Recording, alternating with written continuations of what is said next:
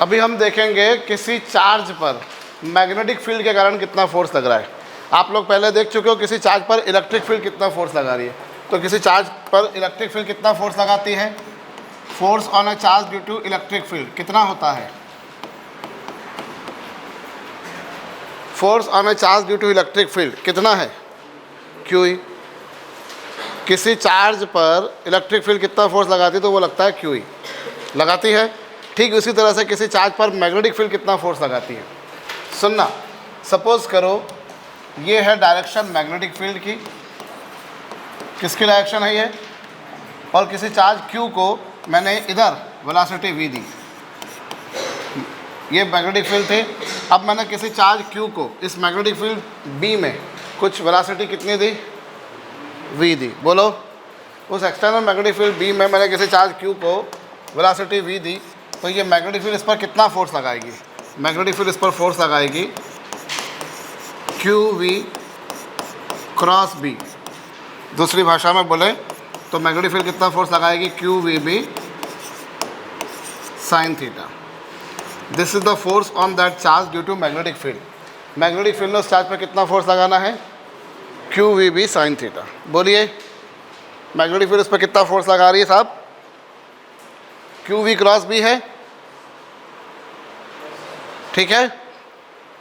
Theta यहाँ पर किसके बीच का एंगल है? वेलोसिटी वेक्टर और मैग्नेटिक फील्ड के बीच का एंगल। बोलो, कर लीजिए।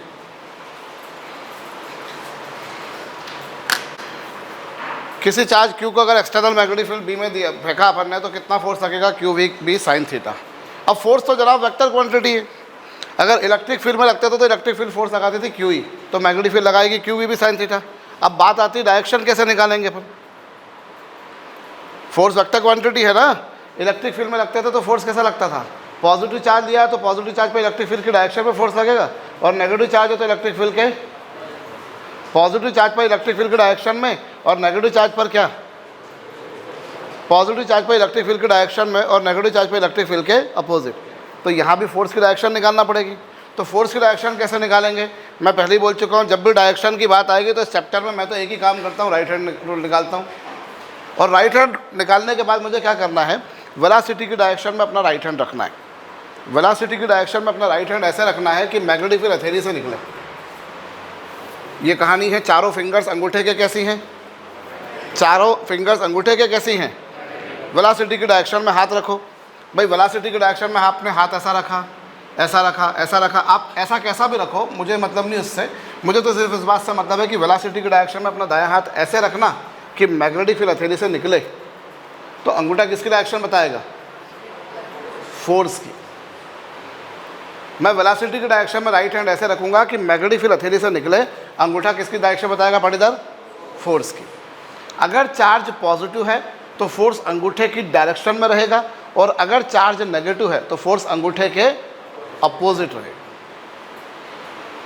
वेलोसिटी की डायरेक्शन में दायां हाथ रखो। चलो मैंने सर ऐसा रखा, तो मुझे बताओ ऐसा रखने पर क्या मैग्नेटिक फील्ड हथेली से निकली? ऐसे रखा तो निकली, ऐसे रखा तो निकली, ऐसे रखा तो, ऐसे रखा तो निकल रही है। तो अंगूठा किसकी डायरेक्शन बताएगा? फोर्स की। चार्ज पॉजिटिव है तो फोर्स अंगूठे की डायरेक्शन में, चार्ज नेगेटिव सार्थक तो फोर्स उसके क्या रहेगा? अपोजिट। अगर आपको याद हो तो A क्रॉस B की डायरेक्शन आप ऐसे ही निकालते थे। A वेक्टर की डायरेक्शन में हाथ रखते थे कि B हथेली से निकले, तो अंगूठा N कैप की डायरेक्शन बताता था, मतलब उनके प्रोडक्ट की डायरेक्शन बताता था। याद आया? क्रॉस प्रोडक्ट में दोनों में से जो पहला वेक्टर है उस पर दायां हाथ ऐसे रखना है कि दूसरा वेक्टर हथेली से निकले। अंगूठा बताता है N कैप की direction. You remember that? You remember that? Exactly same ही हो रहा है वो। ये A क्रॉस B ही तो है और कुछ थोड़ी ना है। तो वेलोसिटी की डायरेक्शन में दायां हाथ रखा, मैग्नेटिक फील्ड हथेली से निकली, अंगूठा बताएगा फोर्स की डायरेक्शन। अगर चार्ज पॉजिटिव हो तो फोर्स अंगूठे की डायरेक्शन में, और चार्ज नेगेटिव तो फोर्स अंगूठे के अपोजिट। समझ गए? कहिए, सवाल लिखिए। N electron is moving horizontally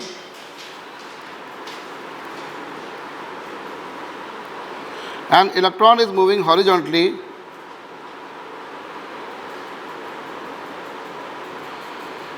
west to east.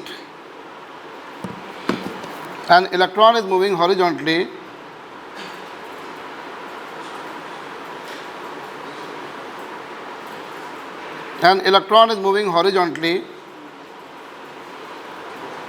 west to east,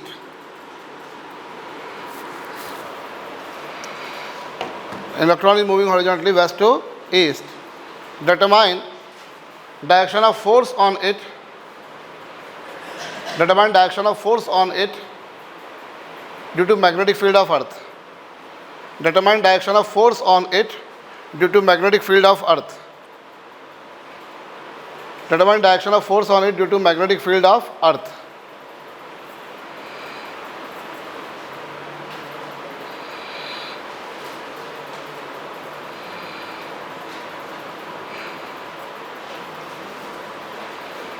Determine direction of force on it due to magnetic field of earth.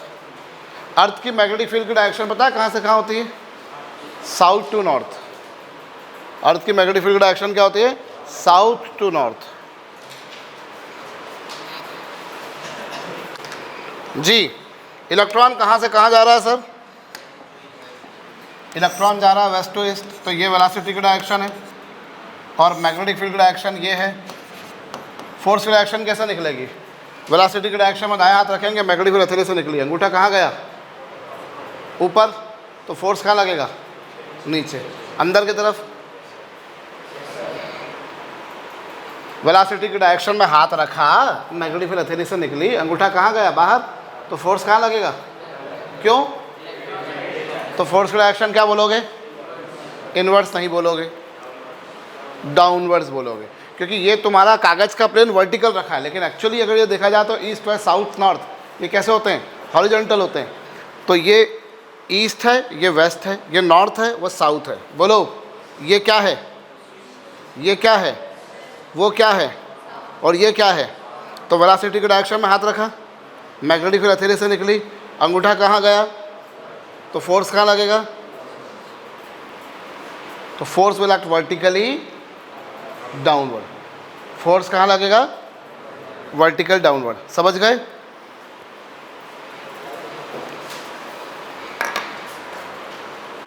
जी, हो गया.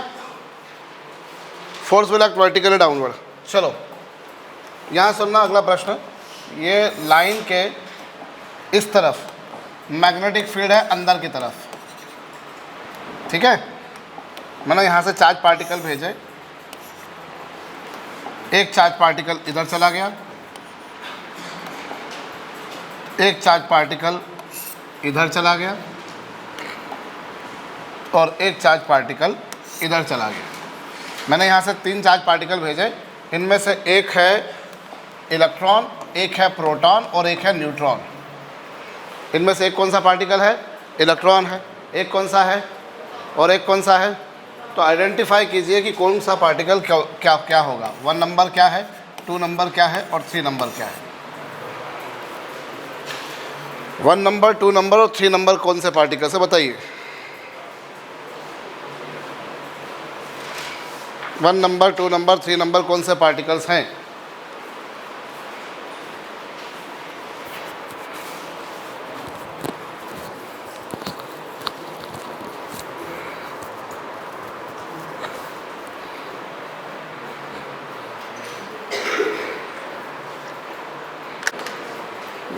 जी, क्या आया? 1 क्या है? प्रोटॉन. कैसे? सर वेलोसिटी की डायरेक्शन में हाथ रखो, मैग्नेटिक फील्ड हथेली से निकल रही है. वेलोसिटी की डायरेक्शन में हाथ रखो, मैग्नेटिक फील्ड हथेली से निकली, अंगूठा कहाँ गया? तो ये कौन सा इधर फोर्स लगेगा? वेलोसिटी की डायरेक्शन में हाथ रखा, मैग्नेटिक फील्ड हथेली से निकली, फोर्स लगा इधर, तो ये फोर्स की डायरेक्शन ये होगी. अब फोर्स की डायरेक्शन ये होगी और 1 नंबर पे इधर ही लग रहा है, मतलब 1 नंबर का पार्टिकल और कुछ ना हो सके तो क्या है? वो पॉजिटिव है. और पॉजिटिव कौन है तीनों पे? प्रोटॉन. और 3 नंबर उसके बिल्कुल अपोजिट जा रहा है, मतलब डेफिनेट बात है कि 3 नंबर क्या है? नेगेटिव. ठीक है, बोलो. तो नेगेटिव कौन था? पॉजिटिव कौन था? और 2 नंबर बिल्कुल सीधा चला गया, उस पर मतलब फोर्स ही नहीं लगा. 2 नंबर का पार्टिकल जो है वो कैसा चला गया? बिल्कुल सीधा. और सीधा चला गया मतलब क्या? उस पर फोर्स ही लग रहा है, मतलब it is nothing but neutral. और न्यूट्रल कौन होगा? न्यूट्रॉन. कहो. डन. कहिए. अभी यहाँ पर सुनिए, फोर्स जो आ रहा है, मैग्नेटिक फील्ड ने कितना लगाया, मैग्नेटिक फील्ड ने फोर्स लगाया क्यू वी क्रॉस बी, यानी कितना, Q V B sine theta, force लगा Q V B sine theta. बोलो ठीक है। अब यहाँ तुम्हारे पास में क्या है, फोर्स लग रहा है क्यू वी क्रॉस बी, यानी Q V B sine theta. बोलिए। अब यहाँ हम देखें कि अगर वेलोसिटी की वैल्यू कितनी कर दूं मैं, तो जो फोर्स लगेगा वो कितना लगेगा, कितना फोर्स लगेगा। यदि मैंने वेलोसिटी की वैल्यू को 0 कर दिया तो फोर्स कितना, 0 लग रहा है। क्या मतलब हुआ इसका, मैग्नेटिक फील्ड स्टेशनरी चार्ज पर, रेस्ट चार्ज पर कोई फोर्स नहीं लगाती। वेलोसिटी नहीं है, v की वैल्यू 0 करी तो बाकी सब 0 हो गया। What does it mean, magnetic field stationary charge पर, रेस्ट चार्ज पर कोई फोर्स नहीं लगाती। लिख लीजिए।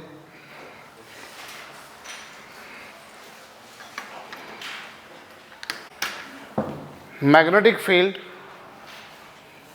Does not apply any force on stationary charge, magnetic field stationary charge पर कोई फोर्स नहीं लगाती। समझ में आई बात, मैग्नेटिक फील्ड स्टेशनरी चार्ज पर कोई फोर्स नहीं लगाती। अब सुनना सर, समझ में आ गया कि मैग्नेटिक फील्ड स्टेशनरी चार्ज पर कोई फोर्स नहीं लगाती। क्या यहाँ तक की बात समझ में आई, मैग्नेटिक फील्ड स्टेशनरी चार्ज पर कोई फोर्स नहीं लगाती, यहाँ तक की कहानी समझ में आई। अब क्या कह रहा हूँ मैं, सुनना कि यदि हम इसके बारे में बात करें तो ये मैग्नेटिक फील्ड का फोर्स था, और इलेक्ट्रिक फील्ड का फोर्स कितना था, वो क्यों ही था।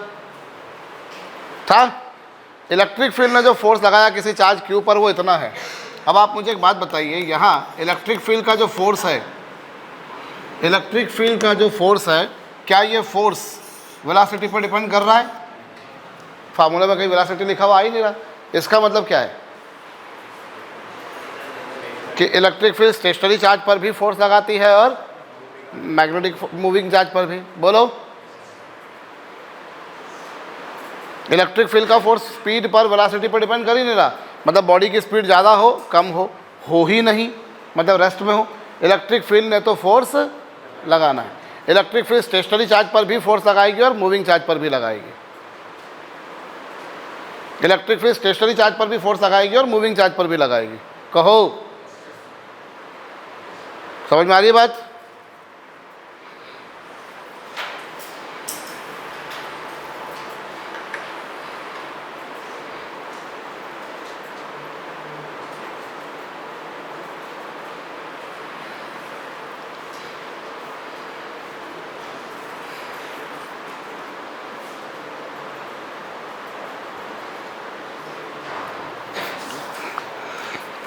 Electric field applies force on stationary and moving both charges.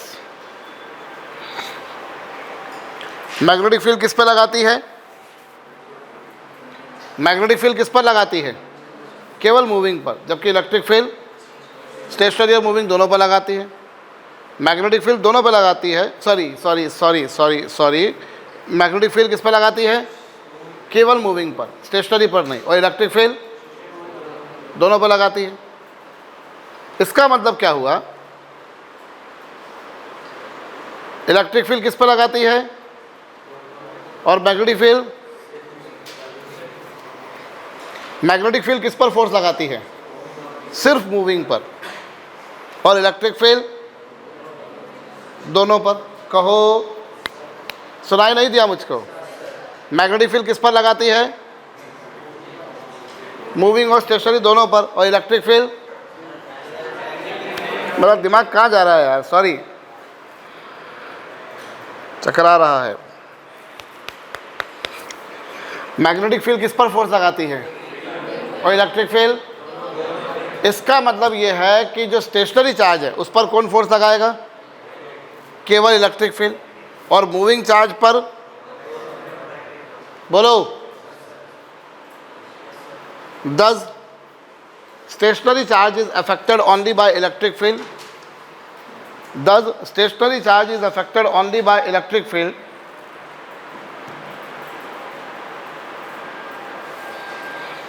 Stationary charge is affected only by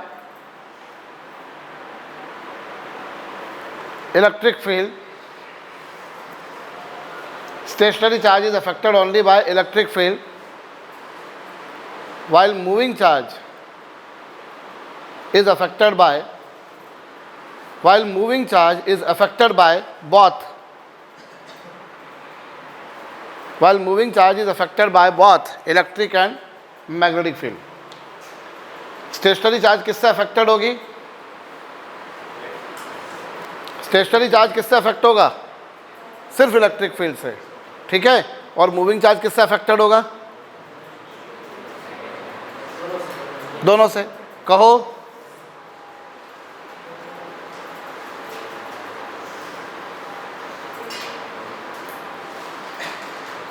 ठीक है, क्या यहां तक की बात समझ में आ गई? आगे सुनो, आगे सुनो भैया। भाई ये स्पीड अगर जीरो है तो फोर्स लगना नहीं है, स्टेशनरी चार्ज पे फोर्स लगाना नहीं है, मैग्नेटिक फील्ड ने इलेक्ट्रिक फील्ड ने लगाना है दोनों पर। मतलब मूविंग चार्ज पर दोनों फील्ड फोर्स लगाएगी, जबकि स्टेशनरी चार्ज पर सिर्फ इलेक्ट्रिक फील्ड। कहो, यहाँ तक की कहानी समझ में आई? आगे सुनो, आगे सुनना। हम यहाँ पर अगर ये एंगल, यदि दोनों के बीच, किनके बीच? वेलोसिटी और मैग्नेटिक फील्ड, इनके बीच में एंगल 0 हो या 180 हो, ऐसा कुछ हो, मतलब ये मैग्नेटिक फील्ड है और आपने वेलोसिटी इसी की डायरेक्शन में दी या वेलोसिटी इसके अपोजिट दी, तो इस स्थिति में क्या होगा? अगर एंगल 0 या 180 है तो साइन थीटा की वैल्यू कितनी आएगी? तो मैग्नेटिक फील्ड के कारण लगने वाला फोर्स भी कितना होगा? क्या मतलब हुआ इसका? इसका मतलब क्या हुआ कि अगर चार्ज पार्टिकल को आपने मैग्नेटिक फील्ड की डायरेक्शन में या उसके अपोजिट फेंका, अगर चार्ज पार्टिकल को आपने मैग्नेटिक फील्ड की डायरेक्शन में या उसके अपोजिट फेंका तो फोर्स कितना लगेगा? और जब कभी किसी बॉडी पर कोई फोर्स नहीं लगाया जाता तो उस स्थिति में क्या होता है? उसका पाथ जो रहता है वो कैसा रहता है? स्ट्रेट लाइन रहेगा, लीनियर रहेगा। जब तुमने कोई फोर्स नहीं लगाया तो लॉ ऑफ इनर्शिया क्या बोलता है कि बॉडी जैसी चल रही है वैसी ही चलती रहेगी। कब तक? तब तक जब तक कोई फोर्स नहीं लगाता। बोलिए, तो इस स्थिति में क्या होगा? अगर थीटा की वैल्यू 0 या 180 है तो साइन थीटा 0, तो फोर्स भी 0 आएगा। मतलब इस स्थिति में क्या होगा? मैग्नेटिक फील्ड ने कोई फोर्स नहीं लगाना, मतलब ये कहा जाए कि इस केस में ये मिनिमम फोर्स आ गया, कोई फोर्स नहीं लगना। और इस केस में जो पाथ रहेगा चार्ज पार्टिकल का वो कैसा रहेगा?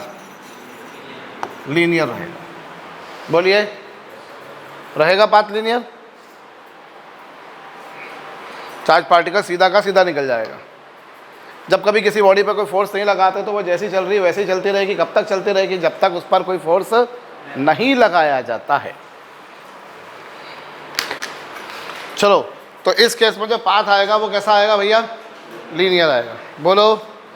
अच्छा, अब यहाँ पर एक बात तुम देखो कि ये मैग्नेटिक फील्ड का जो फोर्स आ रहा है, मैग्नेटिक फील्ड ने जो फोर्स लगाया है, मैग्नेटिक फील्ड ने जो फोर्स लगाया है, ये फोर्स वेलोसिटी के क्या है? परपेंडिकुलर है। मैग्नेटिक फील्ड ने जो फोर्स लगाया है ये वेलोसिटी के क्या है? Perpendicular. This force is perpendicular to velocity. बोलो, मैग्नेटिक फील्ड ने जो फोर्स लगाया वेलोसिटी के परपेंडिकुलर क्यों है? क्योंकि आपको मालूम है A क्रॉस B से जो आता है वो, A क्रॉस B से जो वेक्टर आता है वो दोनों के परपेंडिकुलर होता है। आप यूँ समझो ना, वेलोसिटी की डायरेक्शन में हाथ रखा, मैग्नेटिक फील्ड हथेली से निकल रही है, अंगूठा फोर्स की डायरेक्शन बता रहा है, तो उसके परपेंडिकुलर है या नहीं है? और अगर फोर्स वेलोसिटी के परपेंडिकुलर है तो इसका मतलब ये है कि मैग्नेटिक फील्ड कितना वर्क करेगी? कितना वर्क करेगी? Work done by magnetic field, charge particle पर मैग्नेटिक फील्ड कितना वर्क करेगी? कितना वर्क होगा? वो वर्क होगा 0, क्योंकि अगर फोर्स वेलोसिटी के परपेंडिकुलर है तो फोर्स डिस्प्लेसमेंट के परपेंडिकुलर होगा, क्योंकि वेलोसिटी की डायरेक्शन तो वही होती है जो डिस्प्लेसमेंट की होती है। वेलोसिटी की डायरेक्शन तो वही होती है जो किसकी है? तो अगर फोर्स वेलोसिटी के परपेंडिकुलर है मतलब फोर्स डिस्प्लेसमेंट के परपेंडिकुलर है, और अगर फोर्स डिस्प्लेसमेंट के परपेंडिकुलर है तो वर्क डन कितना होगा, F dot S, work done 0। तो यहाँ वर्क डन कितना आएगा, 0।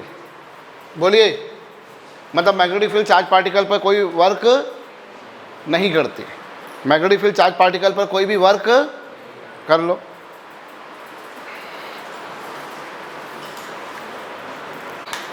फोर्स हमेशा वेलोसिटी के परपेंडिकुलर रहेगा, और जब फोर्स वेलोसिटी के परपेंडिकुलर रहेगा तो वर्क डन कितना आएगा, 0।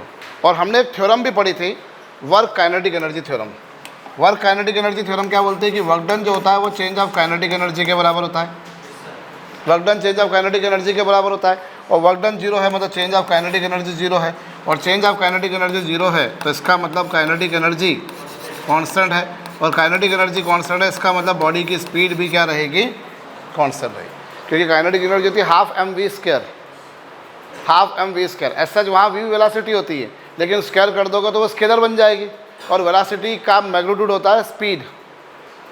वेलोसिटी का मैग्नीट्यूड क्या होता है, तो यहाँ क्या रहेगा, मतलब चार्ज पार्टिकल जब मैग्नेटिक फील्ड के अंदर मूव करेगा, जब चार्ज पार्टिकल मैग्नेटिक फील्ड के अंदर मूव करेगा तो उस पर वर्क डन कितना होगा, वर्क डन 0 मतलब काइनेटिक एनर्जी में चेंज 0 मतलब काइनेटिक एनर्जी कांस्टेंट मतलब स्पीड भी क्या, तो स्पीड कांस्टेंट रहेगी, और स्पीड कांस्टेंट रहेगी, direction will get change, direction change होती रहे भले ही, लेकिन मसले की बात क्या है, स्पीड, वेलोसिटी चेंज हो रही है। वेलोसिटी वेक्टर क्वांटिटी है, वेक्टर क्वांटिटी का अगर मैग्नीट्यूड चेंज हो गया तो उसमें चेंज आएगा, जो कि नहीं हो रहा, लेकिन डायरेक्शन में चेंज हुआ तो वो चेंज होगा जो कि हो रहा है से। तो यहाँ क्या होगा, चार्ज पार्टिकल जब मैग्नेटिक फील्ड में मूव करेगा तो वर्क डन कितना करेगी, मैग्नेटिक फील्ड इस पर 0 करेगी, वर्क डन 0 होगा, काइनेटिक एनर्जी में चेंज 0 होगा, काइनेटिक एनर्जी कांस्टेंट होगी, मतलब स्पीड भी क्या रहेगी उसकी, कांस्टेंट रहेगी। बोलिए,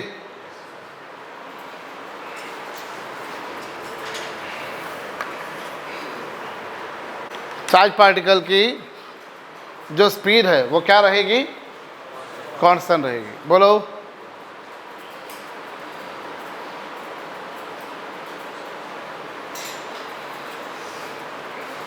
speed of charge particle will remain constant when it moves under magnetic field.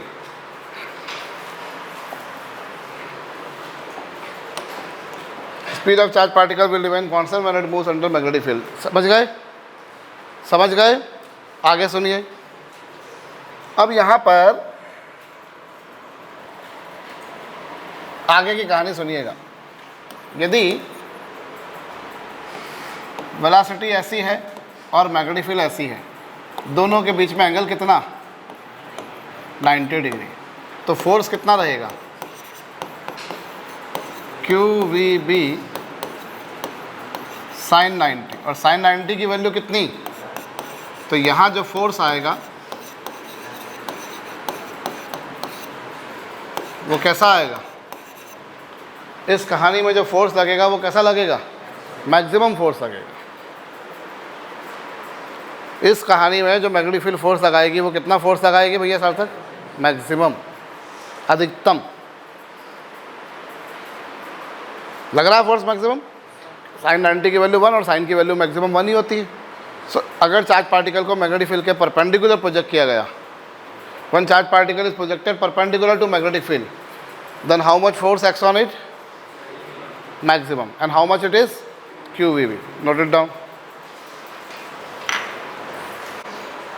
इस केस में फोर्स कितना लगा, maximum, how much it is, QVB।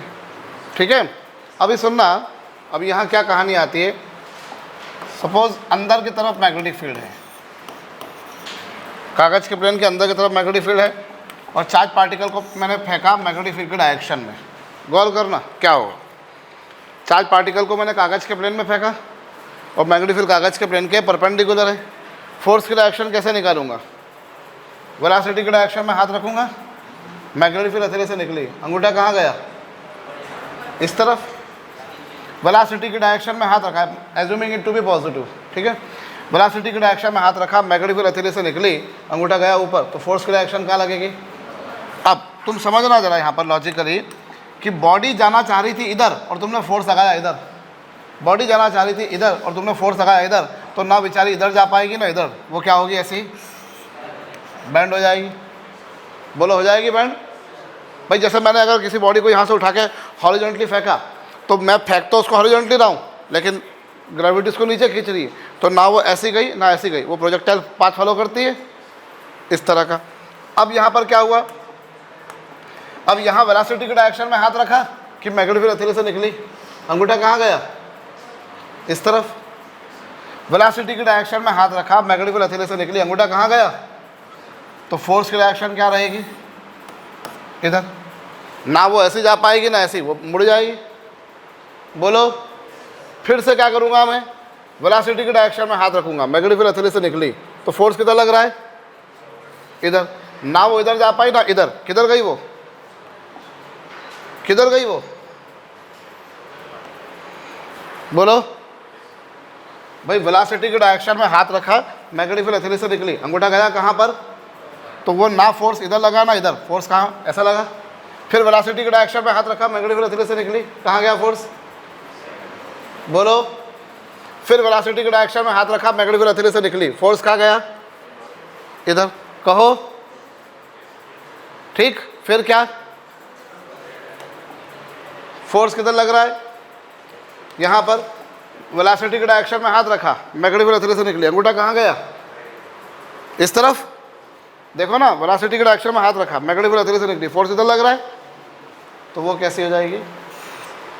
सो इस तरीके से सिमेट्री से अगर देखा जाए तो उसका जो पूरा पाथ बनेगा वो कैसा बन जाएगा, सर्कुलर। कैसा पाथ बन जाएगा। So when a charge particle is projected perpendicular to the magnetic field, जब कभी किसी चार्ज पार्टिकल को मैग्नेटिक फील्ड के परपेंडिकुलर प्रोजेक्ट करोगे, जब कभी किसी चार्ज पार्टिकल को मैग्नेटिक फील्ड के परपेंडिकुलर प्रोजेक्ट करोगे तो फोर्स मैक्सिमम लगता है। और इस केस में उसका जो पाथ आ रहा है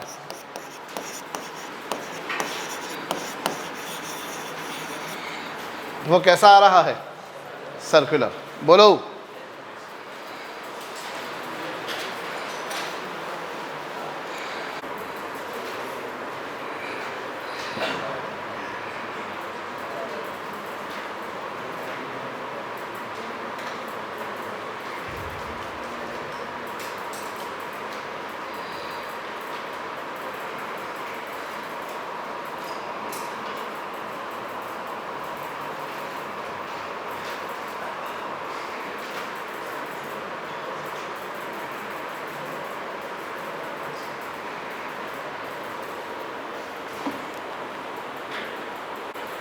कर लिया।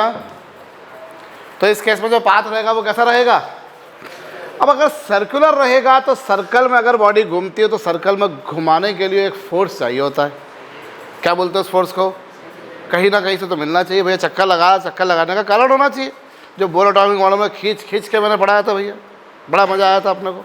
ठीक है कि तो अगर सर्कल में घूम रही है तो सर्कल में काहे घूम रही है साहब, सर्कल में घूमने के लिए उसे फोर्स चाहिए। कौन सा, सेंट्रीपिटल फोर्स। माना कि उस चार्ज पार्टिकल का मास m है, माना कि वो स्पीड v से घूम रही है, माना कि वो r रेडियस के सर्कल में घूम रही है, तो उस पर लगने वाला सेंट्रीपिटल फोर्स होगा mv²/r।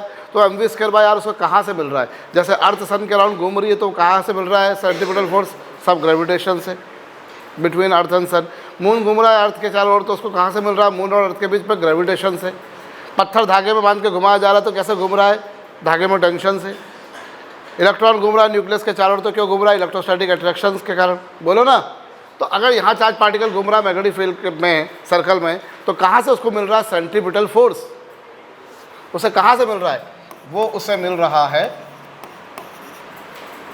कहाँ से, मैग्नेटिक फील्ड का फोर्स कितना होगा, QVB sin 90। मैग्नेटिक फील्ड का फोर्स कितना होगा, मैग्नेटिक फील्ड का फोर्स होगा QVB sin 90। बोलो होगा कि नहीं, अरे कहो। मैग्नेटिक फील्ड का फोर्स यही होगा ना भैया। तो जो सेंट्रीपिटल फोर्स उसे जो चाहिए था वो कहाँ से मिला, मैग्नेटिक फील्ड के कारण। तो यहाँ से आपके पास में क्या होगा, v से v कैंसल, तो क्या आया, इससे mv/r इज इक्वल टू कितना, QB। तो यहाँ से r की वैल्यू कितनी आ गई, r क्या है यहाँ पर, रेडियस ऑफ सर्कुलर पाथ। बोलो r जो है वो यहाँ पर क्या है, रेडियस। कौन सी रेडियस,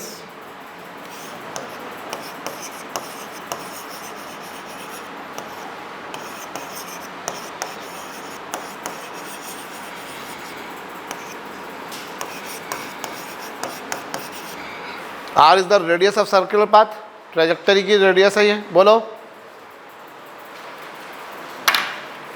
तो सर्कुलर पाथ की रेडियस कितनी आ गई, समझ में आया? क्या है रेडियस? सर्कुलर पाथ की जो रेडियस आ रही है वो आ रही है mv अपॉन qb, और मास इंटू वेलोसिटी को मोमेंटम भी कहा करता है, आपको पता होगा। मास और वेलोसिटी के प्रोडक्ट को हम बोलते हैं momentum. And how momentum is related with kinetic energy? Momentum kinetic energy से कैसे रिलेटेड है?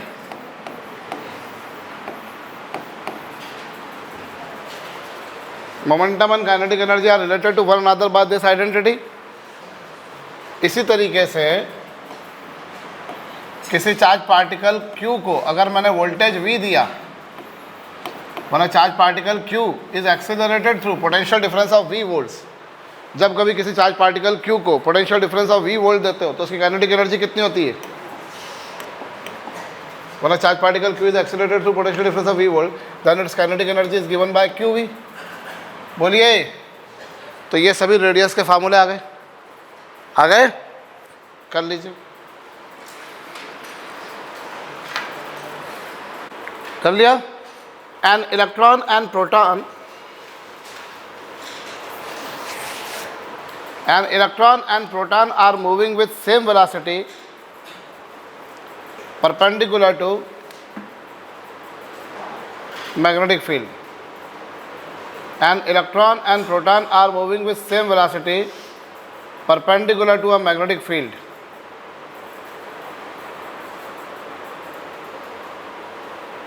An electron and proton are moving with same velocity perpendicular to a magnetic field.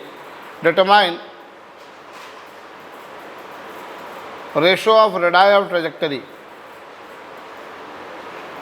Determine ratio of radii of trajectory.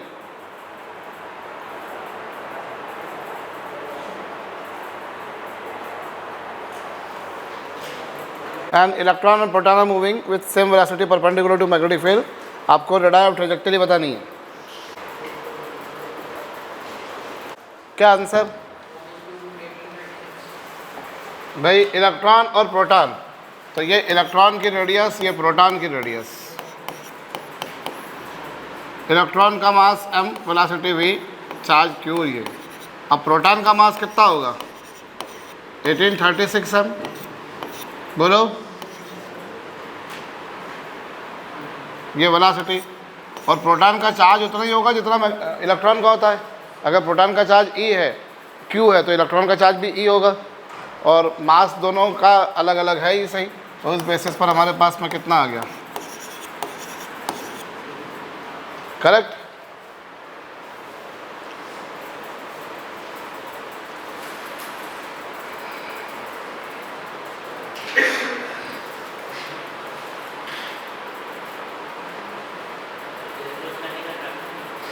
Pardon me, अभी अपन यहाँ कहाँ मान के चल रहे हैं कि वो दोनों पास पास हैं या क्या है? वो तो एक बार इलेक्ट्रॉन घुमाया, एक बार प्रोटॉन घुमाया। चलो सवाल लिखो। A proton and neutron are moving with same kinetic energy. Proton and neutron are moving with same kinetic energy.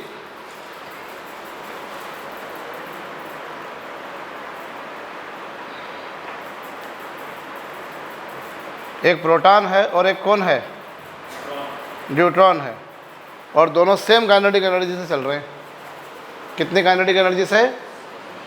Proton और neutron are moving with same kinetic energy. Radius of trajectory बताइए, ratio बताइए।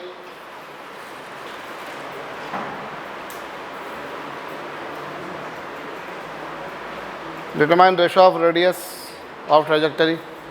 Proton और neutron के बारे में बात करिए, क्या होगा? प्रोटॉन क्या होता है? प्रोटॉन के चार्ज मास वगैरह में रिलेशन देखें। अगर अपन सपोज करो ये प्रोटॉन है, ये तुम्हारे पास में न्यूट्रॉन है, that was proton, this is, वो क्या था तुम्हारे पास? प्रोटॉन था, ये न्यूट्रॉन है, और ये तुम्हारे पास अल्फा पार्टिकल है। इनके चार्जेस और मासेस में रिलेशन पूछा है अपने से, चार्जेस और मासेस में रिलेशन बता चुका हूँ मैं, कष्ट करो थोड़ा सा।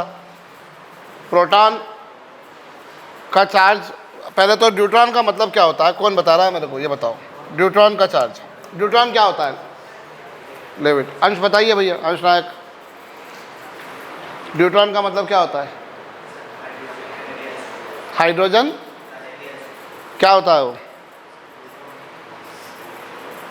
क्या होता है हाइड्रोजन का हैवी आइसोटोप, कौन सा वाला?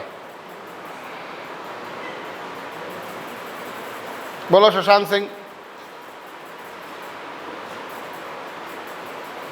बोलिए शिवम सिंह रघुवंशी।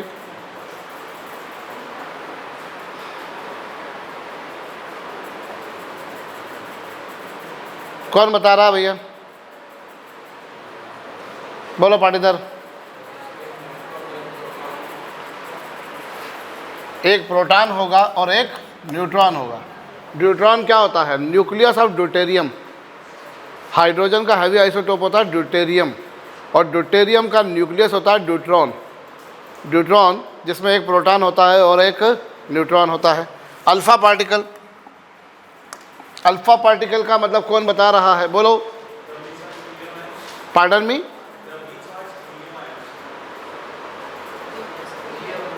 तुमने क्या बोला उससे पहले, क्या बोला शुरुआत में? I didn't listen.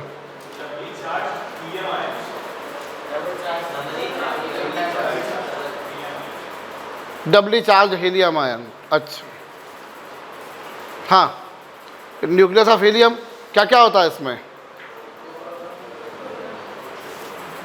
दो प्रोटॉन्स होते हैं और दो न्यूट्रॉन्स होते हैं। अब फर्ज कीजिए साहब, अगर इसका चार्ज Q है और मास m है, तो न्यूट्रॉन का चार्ज कितना होगा? न्यूट्रॉन का चार्ज कितना होगा, बोलो श्रेया।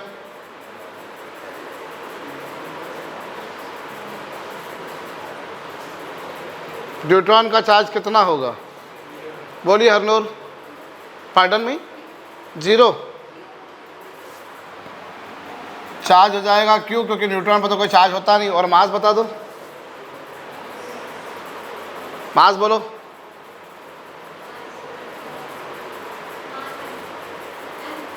m होगा। टेस्ट पर देखें कैपेसिटेंस में कितने मार्क्स हैं, कैपेसिटेंस के टेस्ट में देखें कितने मार्क्स आए हैं।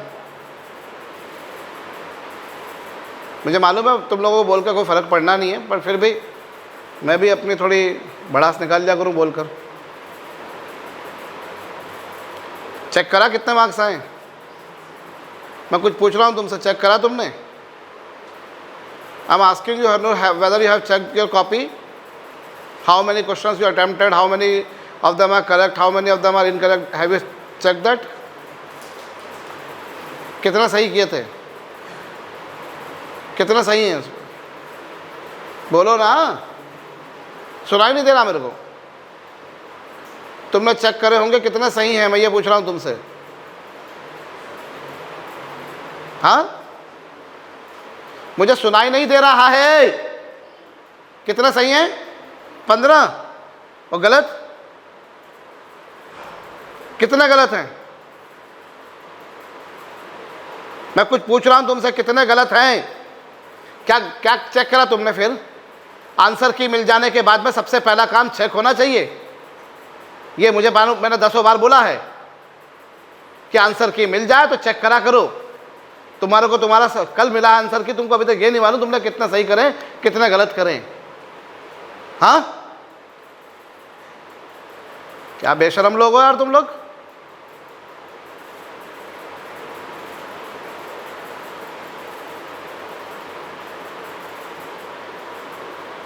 हमें यह नहीं मालूम हमने कितने सही करे कितने गलत करे हैं। यहां मर मर के 2 गाड़ियां अरेंज कर रहे हैं कि बच्चों को टेस्ट देने जाना है, एग्जाम देने जाना है बच्चों को। हमारे घर पर रिलेटिव आए हुए, हम रिलेटिव से बात नहीं कर रहे हैं, हम यहाँ पर गाड़ियां अरेंज करा रहे हैं कि भेजना है भैया, इनको एग्जाम है कल इनकी।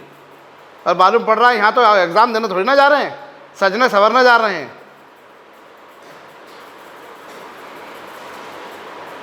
हमें बोल देते, हम अलग से गाड़ी कर देते।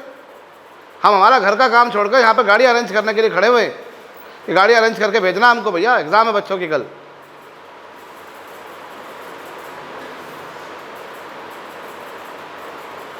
कितना सही और कितने गलत करे हमने। हाँ, तुमको कष्ट हो रहा बताने में, मैं बता देता हूँ कितने हैं, बताना आखिरी में फिर जाकर, और कुछ मत करना। पेरेंट्स को बोल देना कि सर ने पढ़ाया नहीं, पढ़ाते थोड़ी ना थे, सर नहीं पढ़ाते थे, कहाँ भेज दिया आपने पढ़ने हमको मम्मी। फॉल्ट तो सर का है हमेशा, सर तो सालों से झेलते हुए आ रहे हैं सब चीज़ें। 11 सही करें आपने, 26 गलत करें, टोटल मार्क्स है आपके 7 225 में से।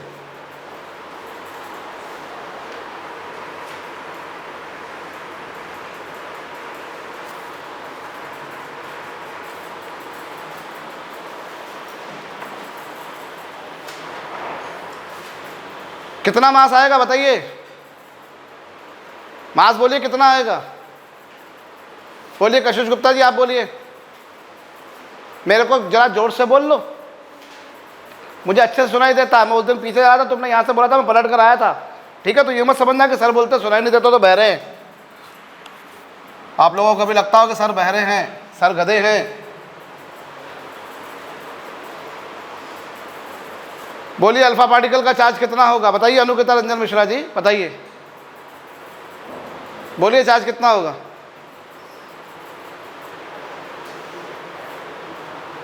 चुल्लू भर पानी में जाकर डूब मरो, नहीं हो तो मेरे को बता देना, मैं दे दूंगा। तुमको चार्ज नहीं बताते आ रहा है, निहायत बदतमीज लोग हैं हम, इतने बेशरम। क्या इंसान अपना काम छोड़ के खड़ा है कि गाड़ियां पहुंचानी है साहब लोगों के लिए एग्जाम देने, और वहां लैला मजनू बन के घूम रहे हैं हम। बनिए, कितना चार्ज है भैया,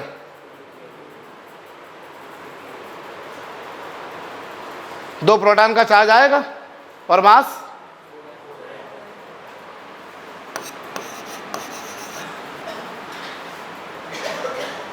ये मैंने पहली बार कराया है, इससे पहले कब कराया था। स्ट्रक्चर ऑफ एटम में डी ब्रोगली हाइपोथेसिस कराया था, तब मैं करा चुका हूँ। ऐसे तो मुंह से यूं ही फूट जाना चाहिए था। अब पढ़ा कब हमने, आए कब हम पढ़ने के लिए। हीरो हीरोइन बनना हमको भैया, बनिए। चलिए क्या बोला यहाँ पर, एक कौन बोला तुम्हारे को चार्ज पार्टिकल, प्रोटॉन, और एक कौन बोला है न्यूट्रॉन। क्या करेंगे हम, कौन सा फार्मूला लगाएंगे, √2km वाला।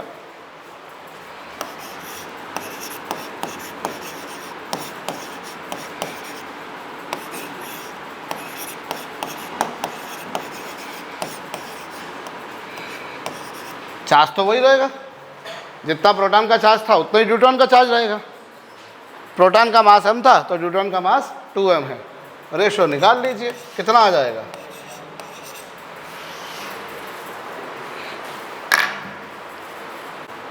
कर लिया। A neutron and alpha particle, a neutron and alpha particle are accelerated through same potential difference. A neutron and alpha particle are accelerated through same potential difference.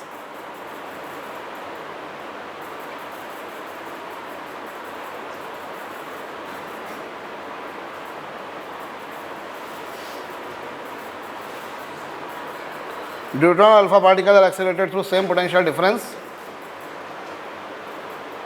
Determine ratio of radii of trajectory. Determine ratio of radii of trajectory. एक कौन लिया है neutron और एक alpha particle, कौन सा formula लगाएंगे, आखिर वाला। तो एक तुम्हारे पास न्यूट्रॉन और दूसरा कौन,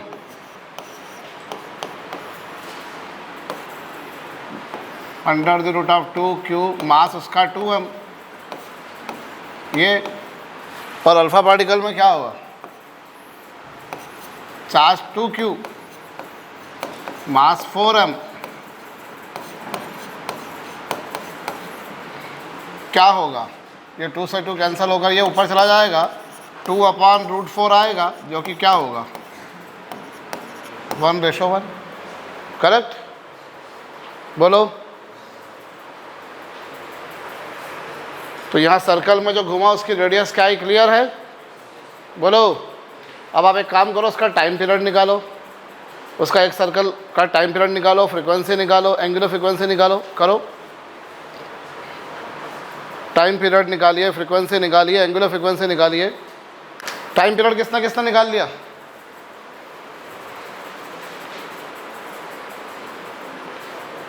बोलो बड़ेदर।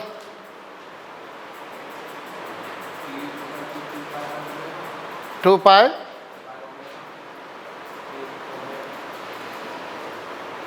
मुझे आंसर m/q/b की टर्म्स में बताओ।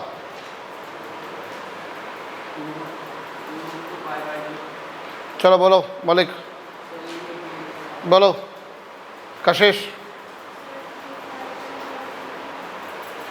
टाइम पीरियड क्या होता है, एक पूरा सर्कल घूमने में लगने वाला टाइम। एक पूरा सर्कल घूमने में जो टाइम लगेगा उसे क्या बोलते हैं हम लोग, एक पूरा सर्कल घूमने में जो टाइम लगता है उसे हम बोलते हैं टाइम। वो क्या होगा, चली गई डिस्टेंस,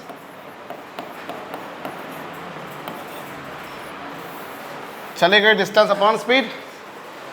अरे बोलो, टाइम क्या होगा, चली गई डिस्टेंस अपॉन स्पीड होगा ना, कि नहीं होगा। आर की वैल्यू कितनी, mv/qb, कितना आएगा। एक पूरा सर्कल घूमने में जो टाइम लगता है उसे हम बोला करते हैं टाइम पीरियड। v से v कैंसिल हो जाएगा, so this is what, nothing but time period. ये टाइम पीरियड आ गया। अब क्या निकालना है, फ्रीक्वेंसी,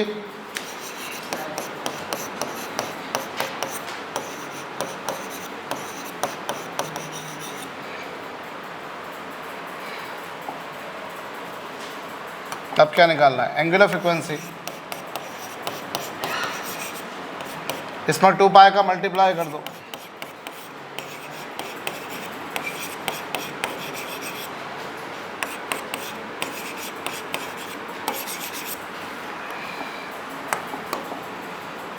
तो ये फ्रीक्वेंसी आई और ये एंगुलर फ्रीक्वेंसी आई। करेक्ट,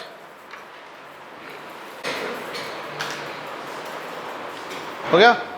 तुम एक बात नोटिस करोगे कि जो टाइम पीरियड है और जो फ्रीक्वेंसी है और जो एंगुलर फ्रीक्वेंसी है, टाइम पीरियड, फ्रीक्वेंसी और एंगुलर फ्रीक्वेंसी, इन तीनों की वैल्यू चार्ज पार्टिकल की स्पीड पर डिपेंड कर ही नहीं रही। कहीं v लिखा हुआ आया है क्या फार्मूले में, मतलब अगर मैं चार्ज पार्टिकल की स्पीड बढ़ा दूं तो क्या आएगा, दिमाग में क्या आता है, मैं पूछूं अगर स्पीड बढ़ा दूं तो टाइम पीरियड में क्या चेंज आएगा। बोले यार सर देखो, स्पीड बढ़ा दोगे ना, v बढ़ा दोगे ना, तो देखो रेडियस बढ़ जाएगी सर। रेडियस बढ़ जाएगी मतलब वो बड़ा सर्कल में घूमेगी सर, और जब वो बड़ा सर्कल में घूमेगी तो सर टाइम ज़्यादा लगेगा ना। टाइम क्या लगेगा, ज़्यादा। दिमाग में ये पिक्चर बनती है कि सर आपने जो स्पीड बढ़ा दी तो सर देखो रेडियस के फार्मूले में v कहाँ लिखा हुआ है सर, न्यूमरेटर में। तो न्यूमरेटर में लिखा है तो रेडियस बढ़ गई सर, रेडियस बढ़ गई तो बड़ा सर्कल हो जाएगा, बड़ा सर्कल बन जाएगा तो टाइम पीरियड बढ़ जाएगा। ठीक बात है, लेकिन जिस रेशो में उसकी रेडियस बढ़ेगी ना, उसी रेशो में उसकी स्पीड भी बढ़ जाएगी। अल्टीमेटली दोनों का रेशो क्या रहेगा, कांस्टेंट रहेगा। सो टाइम पीरियड, फ्रीक्वेंसी और एंगुलर फ्रीक्वेंसी, ये दोनों तीनों स्पीड पर, वेलोसिटी पर डिपेंड नहीं करते। अरे बस बस इतना नहीं चाहिए मेरे को यार। तुमने डाउट्स वगैरह पूछे थे पेपर में?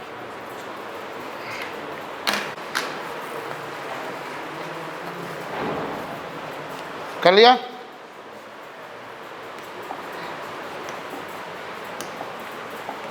चलिए एक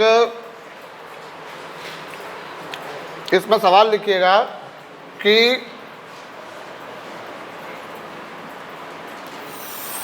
इस लाइन के इस तरफ ना मैग्नेटिक फील्ड है।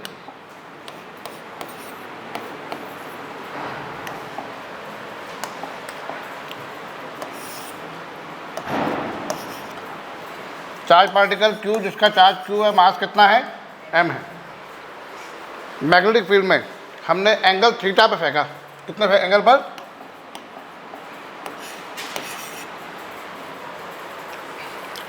इस लाइन के इस तरफ मैग्नेटिक फील्ड है, लेफ्ट हैंड पर मैग्नेटिक फील्ड नहीं है। चार्ज पार्टिकल को मैंने वेलोसिटी v से फेंका, चार्ज पार्टिकल का चार्ज Q है, मास m है, वेलोसिटी v से फेंका, कितनी देर बाद ये मैग्नेटिक फील्ड से बाहर निकल जाएगा, for how much time it will remain in magnetic field.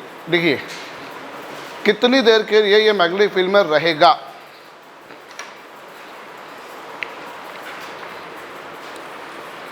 For how much time it will remain in magnetic field.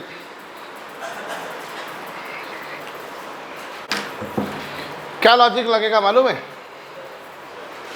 देखो मैग्नेटिक फील्ड में ऐसे इंटर हुआ ये, जब तक मैग्नेटिक फील्ड नहीं थी तब तक कोई फोर्स नहीं लगा था, सीधा का सीधा जा रहा था बेचारा। जैसे मैग्नेटिक फील्ड लगी, वेलोसिटी के डायरेक्शन में हाथ रखा, मैग्नेटिक फील्ड धीरे से निकली, फोर्स लगेगा इस तरफ, तो चार्ज पार्टिकल क्या होगा, ऐसा बैंड होगा, बैंड होगा या नहीं होगा, बैंड होता जाएगा होता जाएगा होता जाएगा, और क्या होगा कुछ देर बाद ऐसा बैंड हुआ बैंड हुआ बैंड हुआ बैंड हुआ, और यहाँ जाके क्या हो जाएगा, वो फिर से सीधा निकल जाएगा। बोलो, नहीं आ समझ में, ऐसे ही कुछ होगा ना भाई। वेलोसिटी की डायरेक्शन में हाथ रखा, मैग्नेटिक फील्ड हथेली से निकली, फोर्स लगा इधर, फोर्स लगा इधर, फोर्स लगा इधर, फोर्स लगा इधर, फोर्स लगा इधर, तो ये सीधा का सीधा निकल जाएगा ऐसे भाई। जब तक मैग्नेटिक फील्ड रही तब तक वो बेचारा घूमता रहा घूमता रहा घूमता रहा। फिर यहाँ अगर मैग्नेटिक फील्ड जीरो, तो क्या होगा, जब कभी कोई बॉडी पर फोर्स लगता है तो वो कैसे जाती है, सीधी जाती है, तो ऐसे निकल जाएगा। नहीं आ समझ में, आया है नहीं, तो हमसे पूछा कितनी देर के लिए अंदर रहेगा, करिए ज़रा कोशिश कीजिए, लगाइए दिमाग। आपको ये निकालना पड़ेगा कि वो कितनी देर तक के लिए रहा है, तो आपको क्या करना पड़ेगा यहाँ पर मालूम, वो कितना एंगल घूम लिया वो निकालो ज़रा, कितना एंगल घुमा है वो।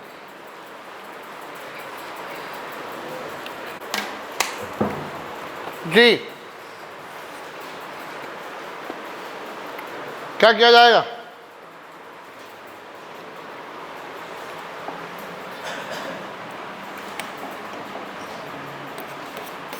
ये इस सर्कल का पार्ट रहेगा, ये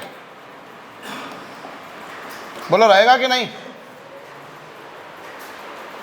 ये इस सर्कल का पार्ट रहेगा। थैंक यू भैया, ठीक है, इस सर्कल का ये पार्ट है, ये क्या रहा सर्कल का, सेंटर, क्या रहा है सर्कल का, सेंटर रहा, बोलो रहा। इस पार्ट को मैंने नाम दे दिया ए, इसको मैं नाम दे दिया बी, इसको इससे ज्वाइन किया, तो ये क्या होगा तुम्हारे पास, ये सर्कल की क्या होगी, तो ये भी क्या होगी। अभी ओ से इसमें परपेंडिकुलर ड्रॉप करूं तो इसको बाइसेक्ट करेगी। उसके बेसिस पर तुम्हें क्या समझ में आया, अगर ये एंगल थीटा है तो मुझे बताओ ये वाला एंगल कितना होगा, बना ही दिया मैंने, कितना है वो, क्योंकि ये रेडियस है और ये टेंजेंट है, दोनों के बीच में एंगल कितना, तो ये एंगल कितना होगा,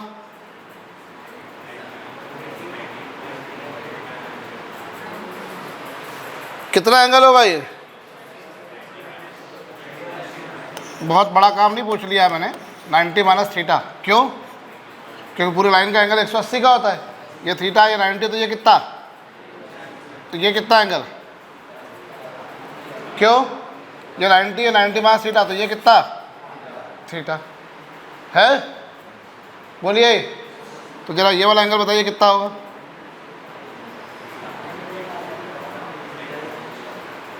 ये एंगल थीटा, ये वाला एंगल कितना होगा, दोनों ट्रायंगल एक जैसे ही हैं, कैसे, जितनी लेंथ ये उतनी लेंथ ये रेडियस है, ये रेडियस है, और ये तो कॉमन है ही, तो दोनों ट्रायंगल एक जैसे हो गए कि नहीं हो गए, क्या बोलते हैं इनको, सिमिलर की कॉन्ग्रुएंट, कॉन्ग्रुएंट ट्रायंगल बोलते हैं। तो जैसा ये वैसा ये, क्योंकि अगर परपेंडिकुलर ड्रॉप किया तो बाइसेक्ट करता है ना वो, ये रेडियस है तो ये भी रेडियस है, और ये तो कॉमन है ही सही। तो फिर दोनों, तो अगर ये एंगल थीटा है तो ये एंगल कितना होगा? अब अगर ये एंगल थीटा है तो ये कितना होगा? 90 माइनस थीटा, 90 माइनस थीटा, और ये एंगल कितना होगा? क्यों? क्योंकि टेंजेंट और रेडियस के बीच में एंगल 90, तो ये कितना होगा? क्या मतलब हुआ इसका? इसका मतलब क्या हुआ कि अगर ये एंगल, भाई जितने एंगल पर तुमने मैग्नेटिक फील्ड में फेंका था, मैग्नेटिक फील्ड से जब वो बाहर निकलेगा तब भी वो, ये याद रख लेना अपने को कि जितने एंगल फेंका था मैग्नेटिक फील्ड से वो उतने एंगल में बाहर निकलेगा। बोलो, this you will always remember. कहो, अगर मैग्नेटिक फील्ड में थीटा एंगल फेंका तो बाहर भी मैग्नेटिक फील्ड से थीटा एंगल पे ही निकलेगा। क्या यहाँ तक की कहानी समझ में आई? बोलो, ये आ गया। अब तुम जरा दिमाग लगा लो, अब इतना कर दिया मैंने तो। लगाइए दिमाग, कितनी देर के लिए रहा है, मेरे से पूछा है। बोलो, अपने को मालूम है मैग्नेटिक फील्ड में उसने कितना एंगल सबटेंड किया, कुल मिलाकर 2 थीटा, 2 थीटा एंगल तक वो घूमी उसके अंदर। बोलो ना, सेंटर पे कितना एंगल बनाया उसने? सेंटर पर कितना एंगल सबटेंड कर रही है वो, इस तरह से अगर देखा जाए तो कितने टाइम के लिए रही, तो ये एंगल कितना बना? 2 थीटा। अब पूरा सर्कल घूमती है जब वो, तो 2 पाई एंगल घूमती है। तो 2 पाई एंगल घूमने में उसको कितना टाइम लगता है? 2 पाई एंगल घूमने में कितना टाइम लगता है? तो यूनिट एंगल घूमने में कितना टाइम लगेगा? अगर 2 पाई एंगल घूमती है तो कितना लगेगा?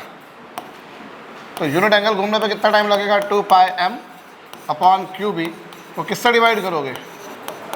तो तुमने कितना एंगल घुमाया है, तो 2 थीटा एंगल घुमाने में कितना लगेगा? 2 थीटा, 2 पाई से 2 पाई कैंसल, तो टाइम कितना लग गया? 2 theta m upon Q B. बोलो,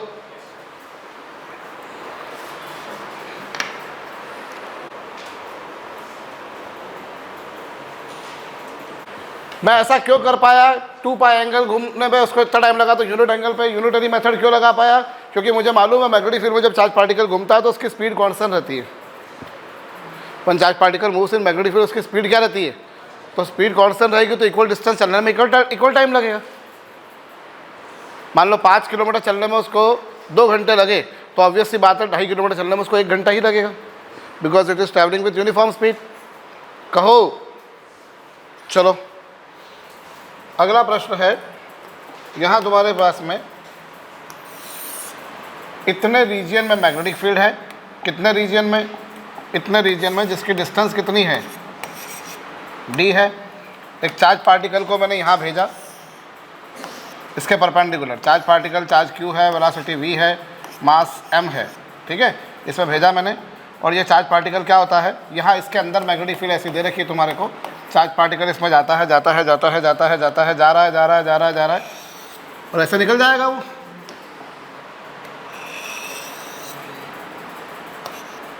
ऐसे घूम रहा है वो, और यहाँ कैसा निकल गया वो? सीधा का सीधा निकल गया, क्योंकि इसके बाद मैग्नेटिक फील्ड है ही नहीं। और अपने से यहाँ ये बोल रखा है कि जो d है, जो डिस्टेंस है जिसमें मैग्नेटिक फील्ड एग्जिस्ट कर रही है, वो mv अपॉन क्यू बी से कम है।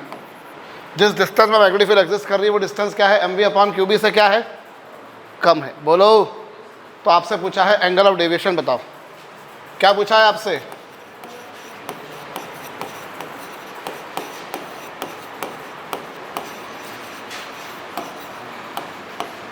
बताइए।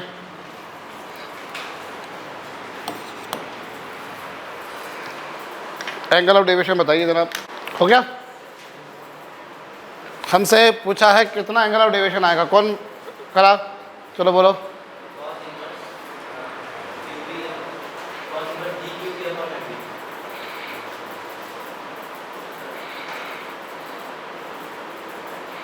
गलत है यार, थोड़ा सा गलती करे हो तुम।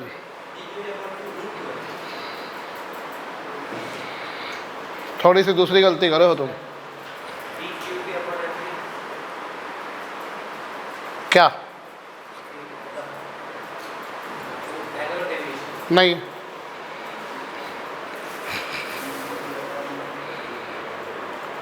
तुम क्या जानो सोचे भी तो हम घबरा। देखो अगर यहाँ ये चार्ज पार्टिकल मैग्नेटिक फील्ड ने फोर्स लगाया, घूमती गई, क्यों घूमी मालूम है ना? ऐसे जा रही थी, मैग्नेटिक फील्ड लगाकर तुमने उसको डिस्टर्ब कर दिया, सीधी जा रही थी बेचारी वो तो अपने आप, फोर्स लगाया मैग्नेटिक फील्ड ने ऊपर, ऐसा घूमती गई घूमती गई। अब चार्ज पार्टिकल ऐसा जाएगा ऐसा जाएगा ऐसा जाएगा, अगर ये मैग्नेटिक फील्ड आगे भी होती तो ऐसे निकल जाती, बोलो निकल जाती कि नहीं? अगर ये मैग्नेटिक फील्ड नहीं होती, मतलब मैग्नेटिक फील्ड इसके आगे भी होती, तो चार्ज पार्टिकल घूम रहा है घूम रहा है घूम रहा है घूम रहा है घूम रहा है घूम रहा है घूम रहा है घूम रहा है घूम रहा है और फिर ऐसे निकलता, बोलो निकलता कि नहीं? ऐसे ही कुछ होता ना। और अभी थोड़ी देर पहले आपने एक अच्छी प्रॉब्लम बताई थी कि जितने एंगल पर इनसे इसको क्या करोगे उतने ही एंगल पर वो बाहर निकलेगी। बोलो जितने एंगल फेंकोगे उतने ही एंगल पर बाहर निकलेगी। गलत तो नहीं कह रहा हूँ मैं? गलत तो नहीं कह रहा। जितने एंगल पे फेंका, 90 डिग्री के एंगल फेंका तो 90 डिग्री के एंगल पे बाहर निकल जाएगी, पर आपने मैग्नेटिक फील्ड उसके आगे रखी ही नहीं साहब। एक लिमिट के बाद ख़त्म कर दी, तो जब ख़त्म हो गई तो वो सीधे निकल गई। बोलो तो इस सर्कल, अगर ये पूरा सर्कल बनता, मतलब जैसे सेमी सर्कल भी बनता, तो सर्कल का सेंटर कहाँ आता बताओ? इसी लाइन पर आता। क्यों आता? क्यों आता सेंटर यहाँ पर? ये सेमी सर्कल बन रहा है तो ये रेडियस बनती कि नहीं बनती? रेडियस टेंजेंट के परपेंडिकुलर होती। अब टेंजेंट हॉरिजॉन्टल है तो रेडियस ऐसी आएगी ना, रेडियस हमेशा सेंटर से जाती है। वहाँ भी वही, भाई सेंटर यहाँ क्यों नहीं आया, यहाँ क्यों नहीं आया, यहीं क्यों आया? समझ में आ रहा है बात? क्यों नहीं आ रही? भाई ये टेंजेंट है तो रेडियस उसके परपेंडिकुलर होगी, तो एक्स एक्सिस के परपेंडिकुलर वाई एक्सिस होगी, तो मतलब रेडियस इसी के लॉन्ग होगी। और पक्की बात है रेडियस जहाँ होती है उसी पे सेंटर होता है, तो सेंटर कहीं यहाँ बनेगा। अब तुम जरा देखो, इसको इससे ज्वाइन करो, ये सर्कल का सेंटर O, इस पॉइंट को नाम दिया मैंने P। क्या नाम दिया मैंने इसको? तो ये सर्कल की रेडियस हो गई यार, हो गई। अब जरा दिमाग लगाओ, एंगल ऑफ डेविएशन पूछा है। एंगल ऑफ डेविएशन होता है इनिशियल डायरेक्शन और फाइनल डायरेक्शन के बीच का एंगल। एंगल ऑफ डेविएशन होता है इनिशियल डायरेक्शन और फाइनल डायरेक्शन के बीच का एंगल, वो होता है angle of deviation. Angle of deviation का मतलब क्या होता है? इनिशियल और फाइनल डायरेक्शन के बीच का एंगल। तो वो हो गया तुम्हारे पास डेल। अब अगर ये डेल है, ये रेडियस है, तो रेडियस और इसके बीच में एंगल कितना होगा? 90 होगा। अब इसको इससे आगे बढ़ा दो ऐसे, तो अगर ये 90 है, ये डेल है, तो ये कितना आएगा? ये डेल है, ये 90, तो ये कितना बचा? कितना? अब अगर ये 90 माइनस डेल है तो ये कितना होगा? ये डेल होगा। क्यों? पूरा ट्रायंगल का एंगल का सम 180 होता है। ये 190 माइनस डेल है, ये 90 है, तो ये कितना आया? डेल आ गया। बोलो अब तुम अगर यहाँ ध्यान दो तो तुम्हारे को क्या मिल रहा है? Sine theta. Sine theta equals to क्या होता है? साइन थीटा होता है perpendicular upon radius. Sine theta क्या होता है? तो sine del is equals to क्या हो जाएगा? डी, और आर की वैल्यू कितनी? तो ये ऊपर चला जाएगा, तो sine del is equals to कितना आ गया? Q B D upon M V. तो यहाँ से डेल कितना आ गया?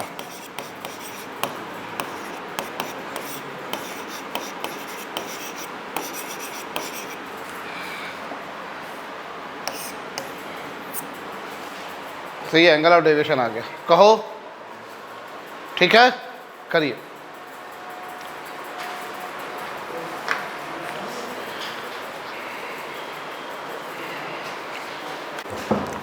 समझ में आया भैया?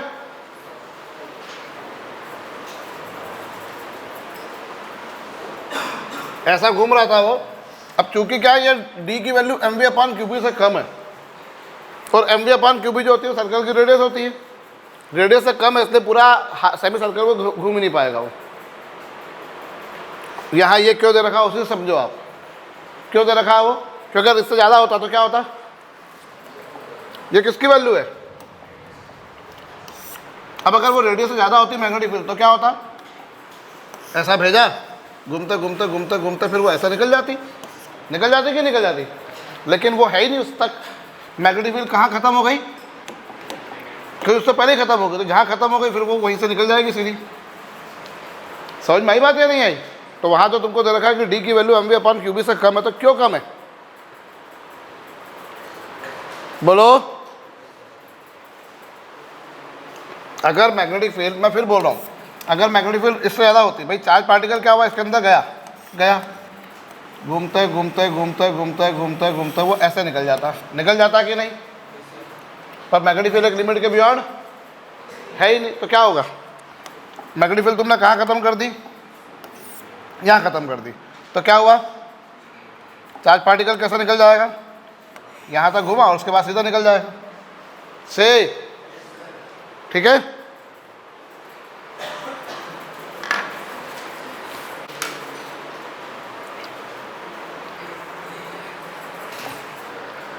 चलिए, अभी थोड़ी देर पहले तुमने देखा कि अगर चार्ज पार्टिकल को मैग्नेटिक फील्ड में कोई वेलोसिटी दी ही नहीं तो मैग्नेटिक फील्ड ने कितना फोर्स लगाया? कितना फोर्स लगाया?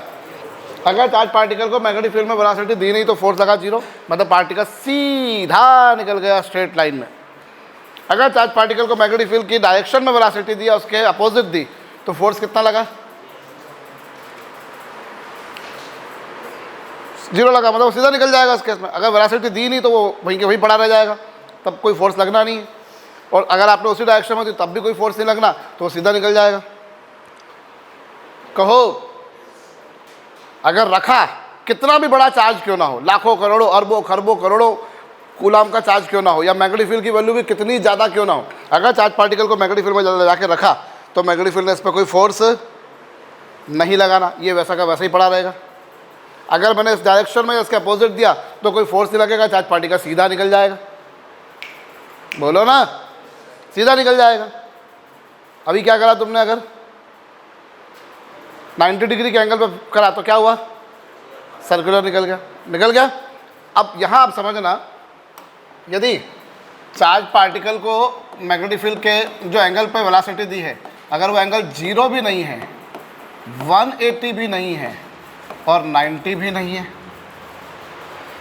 जो तुमने जिस एंगल पर वेलोसिटी दी है, जिस एंगल पर तुमने वेलोसिटी दी है, यदि वो 0 भी नहीं है, 180 भी नहीं है और 90 भी नहीं है, जिस एंगल पर अंश तुमने क्या करा है उसको भैया, वो वेलोसिटी अगर 0 है या 180 है तो क्या पाथ रहता है?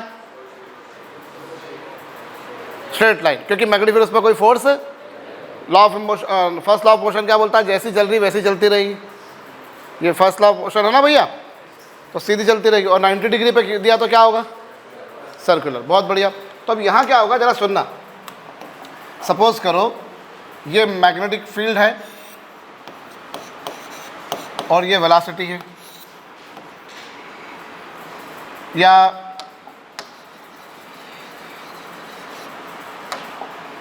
ये क्या है तुम्हारे पास?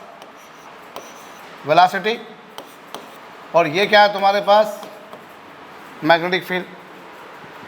और जो एंगल है वो ना तो 0 है ना 180 है। अगर 0 या 180 है तो पाथ लीनियर होगा, 90 डिग्री है तो पाथ सर्कुलर होगा। अब यहाँ कुछ भी नहीं बन रहा, तो उस केस में क्या होगा? उस केस में क्या होगा? आप वेलोसिटी के 2 कंपोनेंट निकालो, वेलोसिटी के 2 कंपोनेंट निकालो। एक कंपोनेंट वो जो मैग्नेटिक फील्ड के पैरेलल है, ये आपने वेलोसिटी का वो कंपोनेंट निकाला जो मैग्नेटिक फील्ड के पैरेलल है, वो क्या होगा? आपने ये वो कंपोनेंट निकाला जो मैग्नेटिक फील्ड के क्या है? पैरेलल। मैं इसको थोड़ा सा फिर रेक्टिफाई करता हूँ। चलो, ये तुम्हारे पास में मैग्नेटिक फील्ड और ये वेलोसिटी। यहाँ जो एंगल दिया गया है, वो क्या है? ना तो 0 ना 180। 0 या 180 में पाथ कैसा बनता है? कैसा बनता है? और 90 होता है तो पाथ कैसा होता है? यहाँ कुछ भी नहीं बन रहा। अभी मैं क्या कर रहा हूँ, वेलोसिटी के 2 कंपोनेंट निकालता हूँ। एक वो जो मैग्नेटिक फील्ड के पैरेलल है, तो वेलोसिटी का वो कंपोनेंट निकालो जो मैग्नेटिक फील्ड के पैरेलल है। तो वेलोसिटी का वो कंपोनेंट जो मैग्नेटिक फील्ड के पैरेलल है वो होगा v cos थीटा। वेलोसिटी का वो कंपोनेंट निकाला जो मैग्नेटिक फील्ड के पैरेलल है, वो क्या होगा? और अब मैंने वेलोसिटी का वो कंपोनेंट निकालना है जो मैग्नेटिक फील्ड के परपेंडिकुलर है। तो मैग्नेटिक फील्ड के परपेंडिकुलर वाला कंपोनेंट कौन सा होगा? वो क्या होगा? v sin theta. बोलो होगा कि नहीं होगा? अरे होगा या नहीं? ये वेलोसिटी है और ये मैग्नेटिक फील्ड है, ये वेलोसिटी है और ये मैग्नेटिक फील्ड है। आपने वेलोसिटी का वो कंपोनेंट निकाला जो मैग्नेटिक फील्ड के पैरेलल, तो वो क्या हो जाएगा, v cos थीटा, और जो परपेंडिकुलर वाला है वो कितना हो जाएगा। अब आपको मालूम है जब वेलोसिटी मैग्नेटिक फील्ड के परपेंडिकुलर होती है तो पाथ कैसा बनता है, पाथ कैसा बनता है। इस केस में जो पाथ बनता है वो कैसा बनता है, इस केस में पाथ सर्कुलर, बोलो बनता है कि नहीं। और इस केस में पाथ कैसा होता है, लीनियर। अरे कहो ना भैया, जो पैरेलल वाला है वो उसको लीनियर पाथ देता है और जो परपेंडिकुलर होता है तब क्या देता है उसको वो। तो यहाँ क्या होगा मालूम है, यहाँ बॉडी सर्कल में भी घूमेगी और लीनियर भी चलेगी। अगर चार्ज पार्टिकल को मैग्नेटिक फील्ड के पैरेलल फेंकते हो तो पाथ कैसा रहता है चार्ज पार्टिकल का, सुनाई नहीं देता मेरे को, लीनियर रहता है कि नहीं, लीनियर पाथ रहता है। और परपेंडिकुलर देते हो तो कैसा होता है, तो परपेंडिकुलर वाला कंपोनेंट कैसा मोशन देगा उसको, सर्कुलर, और पैरेलल वाला कैसा देगा। तो यहाँ क्या होगा, बॉडी सर्कल में भी चलेगी और आगे भी बढ़ेगी। तो इस केस में पाथ जो रहेगा वो कैसा बनेगा साहब, इस केस में जो पाथ रहेगा वो सर्कल में भी घूमेगी बॉडी और आगे भी चलती जाएगी, दोनों काम होंगे, बॉडी सर्कल में भी घूमेगी और आगे भी बढ़ती जाएगी। और इस केस को हम क्या बोल सकते हैं कि ये जो पाथ होगा इस केस में, that would be nothing but helical. कैसा पाथ होगा ये, सर्पिलाकार। अंडरस्टूड। परपेंडिकुलर वाले कंपोनेंट ने उसको सर्कुलर मोशन दिया और पैरेलल वाले ने उसको लीनियर मोशन दिया, तो बॉडी यहाँ सर्कल में भी घूमेगी और लीनियर भी। भाई परपेंडिकुलर वाला कंपोनेंट बोलता है चल घूम और पैरेलल बोलता है चल आगे बढ़, तो बॉडी सर्कल में भी घूम रही है आगे बढ़ रही है, सर्कल में भी घूम रही है आगे बढ़ रही है, बॉडी सर्कल में घूमते घूमते घूमते घूमते आगे बढ़ती जाएगी।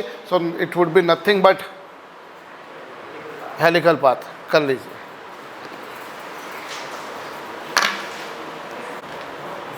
तो यहाँ पाथ कैसा बनकर आया भैया, हेलिकल पाथ बनकर आया। अब आती है बात, उस हेलिकल पाथ की रेडियस क्या होगी। तो रेडियस क्या होगी, रेडियस का फार्मूला क्या था,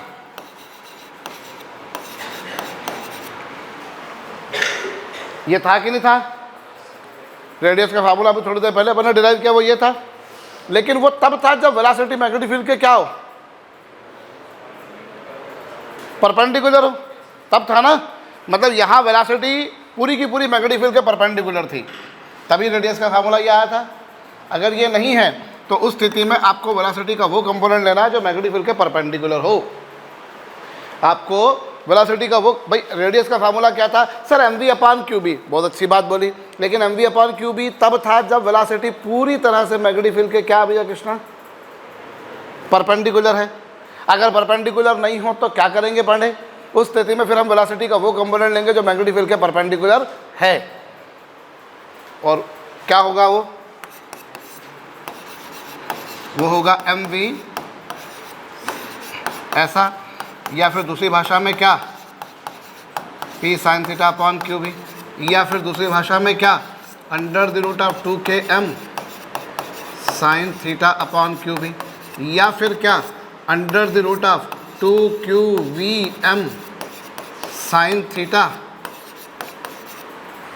रही बात टाइम पीरियड वगैरह की, तो टाइम पीरियड वगैरह को तो वेलोसिटी से कोई फ़र्क पड़ता नहीं, तो टाइम पीरियड का फार्मूला वही का वही रहेगा, फ्रिक्वेंसी का फार्मूला वही का वही रहेगा, क्योंकि ये तो साफ वेलोसिटी पर डिपेंड करते नहीं है सर, ये वेलोसिटी पर डिपेंड नहीं करते, इसलिए कॉपी पेस्ट चलेंगे।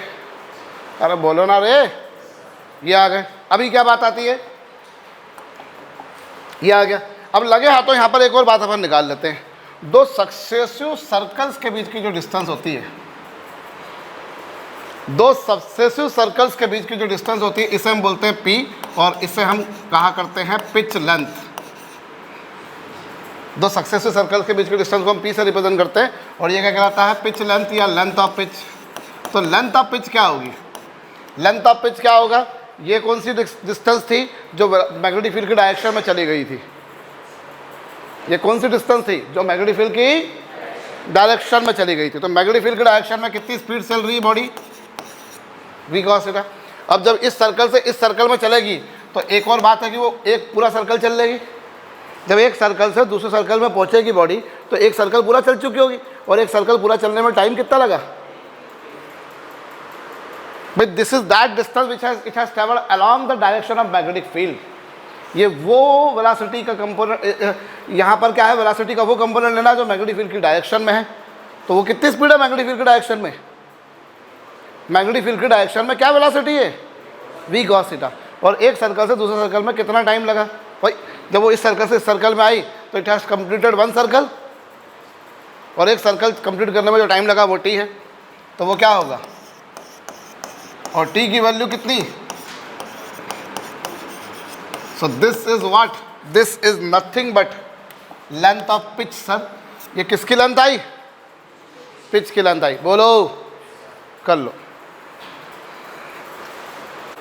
कर लिया? तो अगर चार्ज पार्टिकल को मैग्नेटिक फील्ड की डायरेक्शन में फेंकोगे तो पाथ लीनियर रहेगा, परपेंडिकुलर फेंकोगे तो पाथ सर्कुलर रहेगा, और किसी और एंगल फेंकोगे तो पाथ कैसा रहेगा? हेलिकल। अंडरस्टूड? बोलिए। बड़ा इंपॉर्टेंट टॉपिक है ये। चार्ज पार्टिकल को मैग्नेटिक फील्ड में प्रोजेक्ट किया जाए तो मैग्नेटिक फील्ड पर वो मैग्नेटिक फील्ड उस पर कितना फोर्स लगाती है। ठीक है, बहुत इंपॉर्टेंट टॉपिक है ये। अभी हमारे अगले इंपॉर्टेंट कॉन्सेप्ट पर वो है लॉरेंज फोर्स। लॉरेंज फोर्स क्या है साहब? देखो, अगर किसी चार्ज पार्टिकल को इलेक्ट्रिक फील्ड में छोड़ा जाए तो इलेक्ट्रिक फील्ड उस पर कितना फोर्स लगाती है? यदि किसी चार्ज पार्टिकल को इलेक्ट्रिक फील्ड में छोड़ा जाए तो इलेक्ट्रिक फील्ड उस पर कितना फोर्स लगाती है? QE। और अगर किसी चार्ज पार्टिकल को मैग्नेटिक फील्ड में छोड़ा जाए तो मैग्नेटिक फील्ड उस पर कितना फोर्स लगाती है? ये हम जानते हैं, ये स्टेशनरी और मूविंग दोनों पे लगाती है, ये केवल मूविंग पे लगाती है। अदरवाइज कितना कितना लगाती है, दैट वी हैव सीन। अब अगर कोई ऐसा रीजन हो जहाँ पर दोनों फील्ड एग्जिस्ट कर रही हों, ऐसा कोई रीजन जहाँ इलेक्ट्रिक फील्ड भी हो और मैग्नेटिक फील्ड भी हो, I am talking about a region where electric and magnetic both the fields are existing. एक ऐसा रीजन लेता हूँ जहाँ पर इलेक्ट्रिक फील्ड भी है और मैग्नेटिक फील्ड भी है, दोनों फील्ड हैं, तो टोटल कितना फोर्स लगेगा? तो दोनों टोटल कितना फोर्स लगेगा? वो लगेगा इलेक्ट्रिक फील्ड के कारण लगने वाला फोर्स प्लस क्या, ये both the fields are existing, तो इलेक्ट्रिक फील्ड भी फोर्स लगाएगी और मैग्नेटिक फील्ड भी फोर्स लगाएगी। इलेक्ट्रिक फील्ड के कारण लगने वाला फोर्स कितना होगा? QE प्लस मैग्नेटिक फील्ड के कारण कितना होगा? कितना हो जाएगा? इसमें से Q कॉमन निकाल दिया तो E plus V cross B। This is the force. ये कौन सा फोर्स है? नेट फोर्स है। नेट फोर्स इतना लगेगा, बोलो लगेगा? और ये जितना नेट फोर्स लगेगा इसी को बड़े बुजुर्ग को क्या नाम देते हैं? Lorentz force. कई लोगों को ये मिसकॉन्सेप्शन है कि मैग्नेटिक फील्ड ने जो फोर्स लगाया उसे लॉरेंज फोर्स बोलते हैं। Many of has a confusion, has a myth that magnetic field ने जो फोर्स लगाया वो लॉरेंज फोर्स है। ऐसा नहीं है। मैग्नेटिक फील्ड ने जो फोर्स लगाया वो लॉरेंज फोर्स नहीं होता। दोनों फील्ड्स ने ऑल टुगेदर जो फोर्स लगाया उसे क्या बोलते हैं हम लोग? Lorentz force. It is not force applied by magnetic field solely known as Lorentz force. Collective cumulative effect जो होता है उन दोनों का, that we call as Lorentz force. दोनों का जो कलेक्टिव इफेक्ट है उस कलेक्टिव इफेक्ट को हम क्या बोलते होते हैं? Lorentz force. दोनों का जो कलेक्टिव इफेक्ट है इस इफेक्ट को हम क्या बोला करते हैं? Lorentz force. कर लिया? हाँ, लिखो भैया। An electron is moving in a reason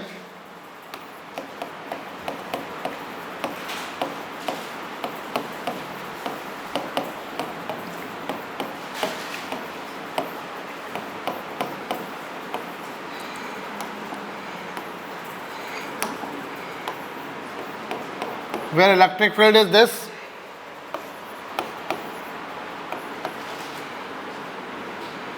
and magnetic field is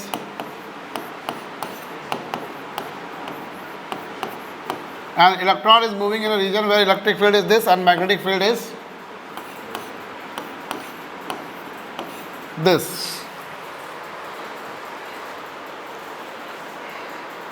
electron एक रीजन में चल रहा है जहाँ इलेक्ट्रिक फील्ड इतनी है जनाब, मैग्नेटिक फील्ड इतनी है जनाब, और उसको ये वेलोसिटी दी गई है।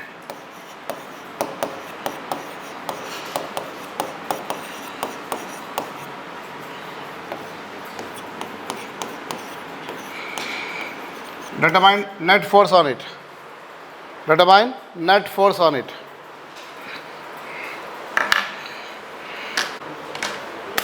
कर लिया? तो इसके लिए पहले तुम्हें क्या निकालना पड़ेगा? V क्रॉस B निकालिए। V क्रॉस B कैसे निकालोगे?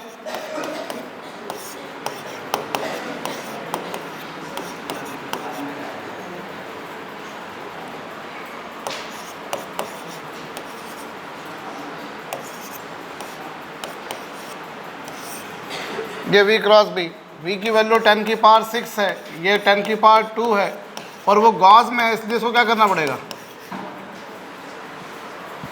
टेस्ला में भी चेंज करना पड़ेगा। समझे? करिए, निकाला इसको।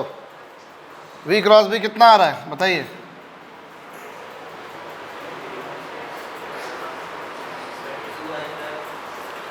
पाँच दूनी 5 चौके 20 माइनस 2 18 आई कैप आ रहा है ना बालक? 18 आई कैप प्लस की माइनस? माइनस आएगा।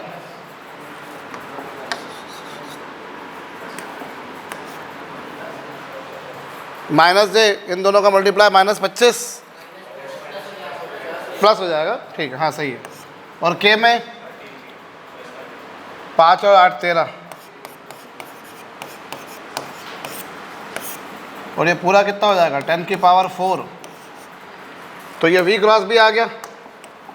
तो फोर्स क्या होगा? Q। Q की वैल्यू चार्ज, इलेक्ट्रॉन के चार्ज के बराबर है। इलेक्ट्रॉन का चार्ज कितना? V। E की वैल्यू कितनी? E कितना है? 3I plus 2J। ये E की वैल्यू आ गई। और V क्रॉस B कितना है? V क्रॉस B कितना है? 18 I कैप।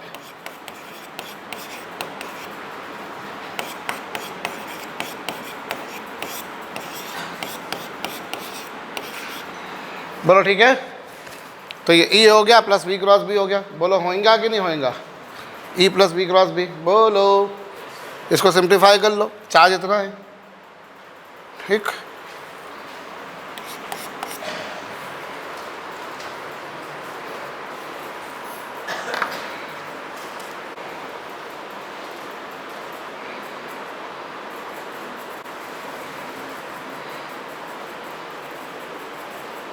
क्लियर भैया? चलिए सुनिए।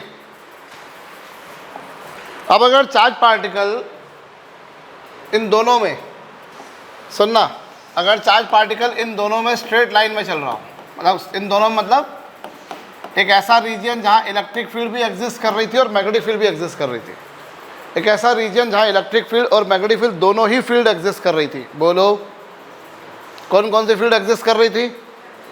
और दोनों फील्ड एग्जिस्ट कर रही थी। अरे कर रही थी, वहाँ चार्ज पार्टिकल स्ट्रेट लाइन में चल रहा है। तो ऐसा कैसे पॉसिबल है? अगर वो स्ट्रेट लाइन में चल रहा है तो ऐसा कैसे पॉसिबल है? इसकी एक पॉसिबिलिटी तो ये है कि इलेक्ट्रिक फील्ड, वेलोसिटी और मैग्नेटिक फील्ड तीनों की लाइन ऑफ एक्शन सेम हो। भाई ये कहा गया charge particle is moving in a straight line under external electric and magnetic field. A charged particle is moving in straight line under external electric and magnetic field.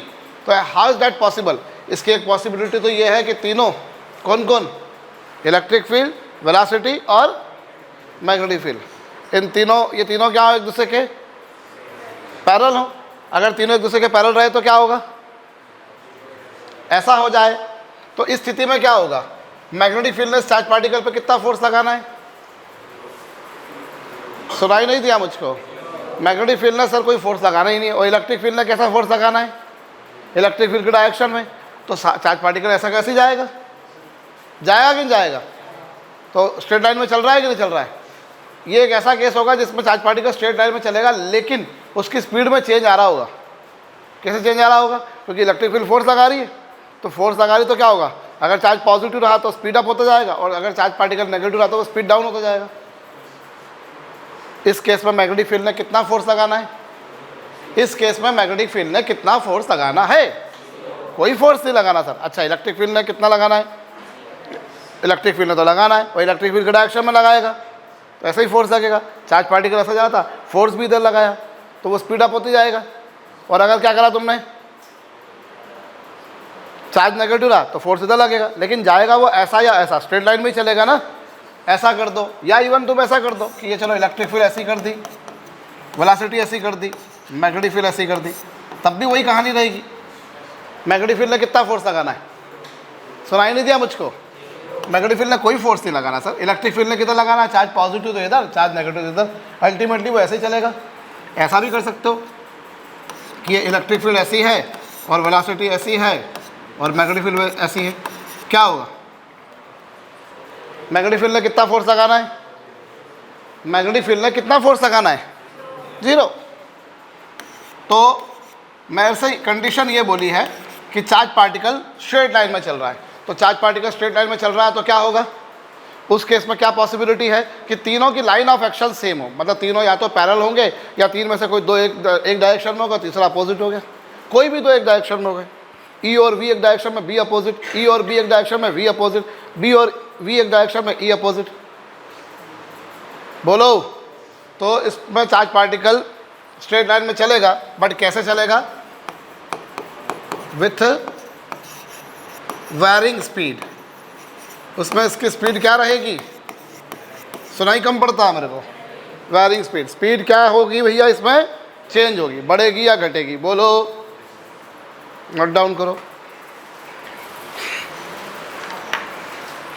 हमसे पूछा है कि charge particle electric और magnetic field में straight line में चल रहा है, हमसे पूछा है कि चार्ज पार्टिकल इलेक्ट्रिक और मैग्नेटिक फील्ड में स्ट्रेट लाइन में चल रहा है, तो ये कैसे संभव है। तो ये कैसे संभव है, एक तरीका तो इसका ये है कि तीनों की लाइन ऑफ एक्शन सेम हो, मतलब तीनों या तो एक ही डायरेक्शन में हो या दो एक डायरेक्शन में और तीसरा उसके अपोजिट हो, बोलो, एक तो पॉसिबिलिटी है, ठीक है। बट इस केस में वेरिएबल स्पीड से चलेगा। इसमें दूसरी पॉसिबिलिटी और है, कौन सी, इसमें दूसरी पॉसिबिलिटी ये है कि अगर नेट फोर्स यानी कि इलेक्ट्रिक फील्ड के कारण लगने वाला फोर्स और मैग्नेटिक फील्ड के कारण लगने वाला फोर्स, इन दोनों का नेट फोर्स अगर 0 हो जाए, तो अगर कभी नेट फोर्स 0 हो जाए तो नेट फोर्स 0 हो गया, इसका मतलब क्या, अगर नेट फोर्स 0 हो गया इसका मतलब क्या, अगर किसी बॉडी पर नेट फोर्स 0 है तो फिर वो क्या होगा, जैसी चल रही वैसी चलती रहेगी तब तक जब तक कोई फोर्स ना लगाए, तो ऐसा कुछ हो जाएगा। तो ये 0 हो जाए तो फिर क्या होगा, इलेक्ट्रिक फील्ड के कारण लगने वाला फोर्स मैग्नेटिक फील्ड के कारण लगने वाले फोर्स के बराबर होगा और उसके अपोजिट होगा। और ये कितना है, क्यू ई बराबर क्या, क्यू से क्यू क्या हो जाएगा, तो इस केस में क्या होगा, ई इज इक्वल्स टू कितना हो जाएगा, अगर ये वाली सिचुएशन बन जाए तो इस केस में नेट फोर्स क्या रहेगा, 0 रहेगा। और नेट फोर्स 0, अगर किसी बॉडी पर नेट फोर्स 0 हो तो वो कैसी चलती है, जैसी है वैसी चलती है, जैसी जा रही है वैसी जाती रहेगी।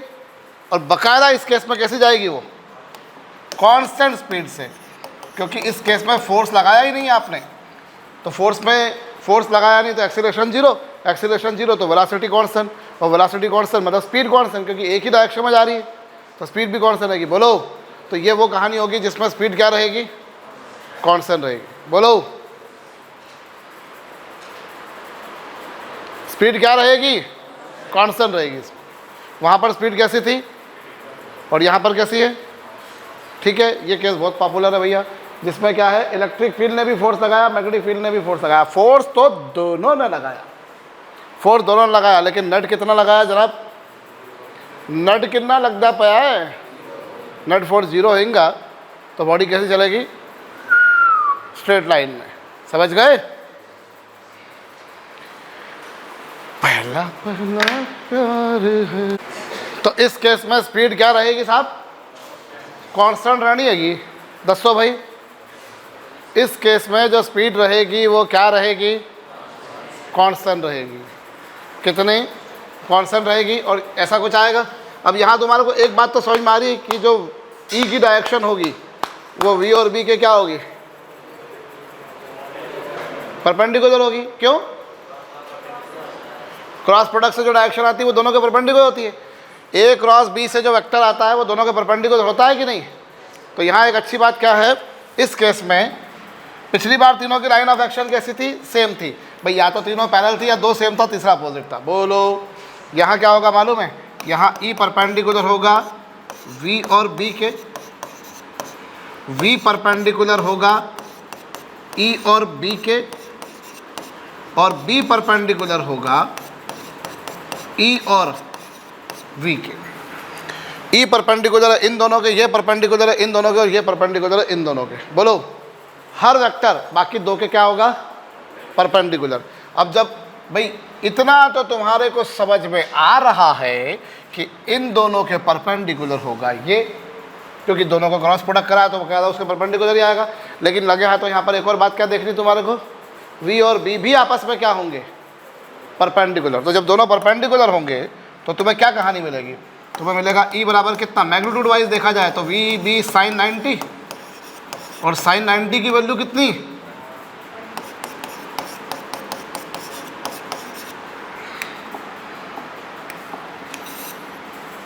ई बराबर कितना, वी बी। बोलिए ई बराबर क्या होगा, वी बी होगा।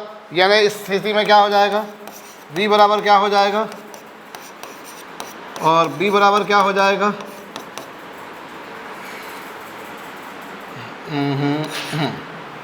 ठीक है। तीनों आपस में क्या रहेंगे, तीनों मतलब कौन, ई वी और बी सभी आपस में क्या रहेंगे। ये बहुत इंपॉर्टेंट केस है भैया, इसके ऊपर पूरा एक चैप्टर आ जाएगा तुम्हारे को भी, इलेक्ट्रोमैग्नेटिक वेव्स, ईएम वेव्स, जो जेई के लिए बहुत इंपॉर्टेंट होता है। डेफिनेटली एक क्वेश्चन उस पर बनता ही बनता है, बड़ा सरल सा चैप्टर है, हार्डली 2 दिन में ख़त्म हो जाता है, और एक क्वेश्चन उस पर जेई में बनना ही बनना है, ठीक है साहब। सो इस केस में क्या हो रहा है, अगर चार्ज पार्टिकल को, अगर आपने ऐसा केस लिया, ये कोई नॉर्मलाइज मैनर में लोग पढ़ाते ही नहीं है इसको, क्योंकि ये इतना पूछा जाता ही नहीं है, ठीक है। अदरवाइज पॉसिबिलिटी तो थी ना, स्ट्रेट लाइन में चल रही है, तो दूसरी पॉसिबिलिटी है कि क्या पॉसिबिलिटी है कि अगर वो स्ट्रेट लाइन में चल रहा है और कांस्टेंट स्पीड से चल रहा है, तो वो तब पॉसिबल है जब इलेक्ट्रिक फील्ड ने जितना फोर्स लगाया उतना ही मैग्नेटिक फील्ड ने लगाया हो, दोनों ने सेम फोर्स लगाया हो। बस ये है कि इलेक्ट्रिक फील्ड ने फोर्स लगाया ऊपर तो मैग्नेटिक फील्ड ने लगाया हो नीचे, इलेक्ट्रिक फील्ड ने इधर तो मैग्नेटिक फील्ड ने इधर, इलेक्ट्रिक फील्ड ने इधर तो मैग्नेटिक फील्ड ने इधर, दोनों के फोर्सेस लगेंगे, मैग्नीट्यूड वाइज सेम होंगे, लेकिन दोनों की डायरेक्शंस अपोजिट होंगी। तो नेट फोर्स कितना हो जाएगा, 0 हो जाएगा। Charge particle will follow straight line and will follow with constant speed. Say,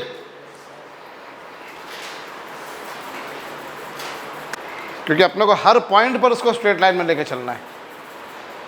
कहाँ लेके चलना है अपने को, हर पॉइंट पर।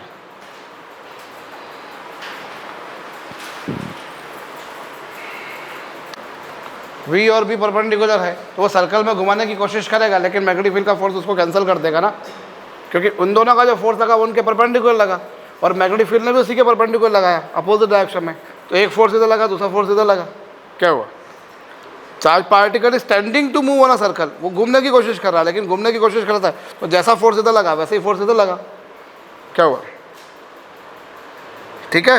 It is standing to move, if you switch off that electric field तो फिर वो सर्कल में घूमेगा ना। If you switch off that electric field it will be moving in a circle, लेकिन जैसे ही इलेक्ट्रिक फील्ड उसको, मैग्नेटिक फील्ड उसको घुमाया, जैसा फोर्स लगाया वैसे ही फोर्स इलेक्ट्रिक फील्ड होता है उसके अपोजिट लगा दिया कि कहाँ घूम रहा भैया, ठीक।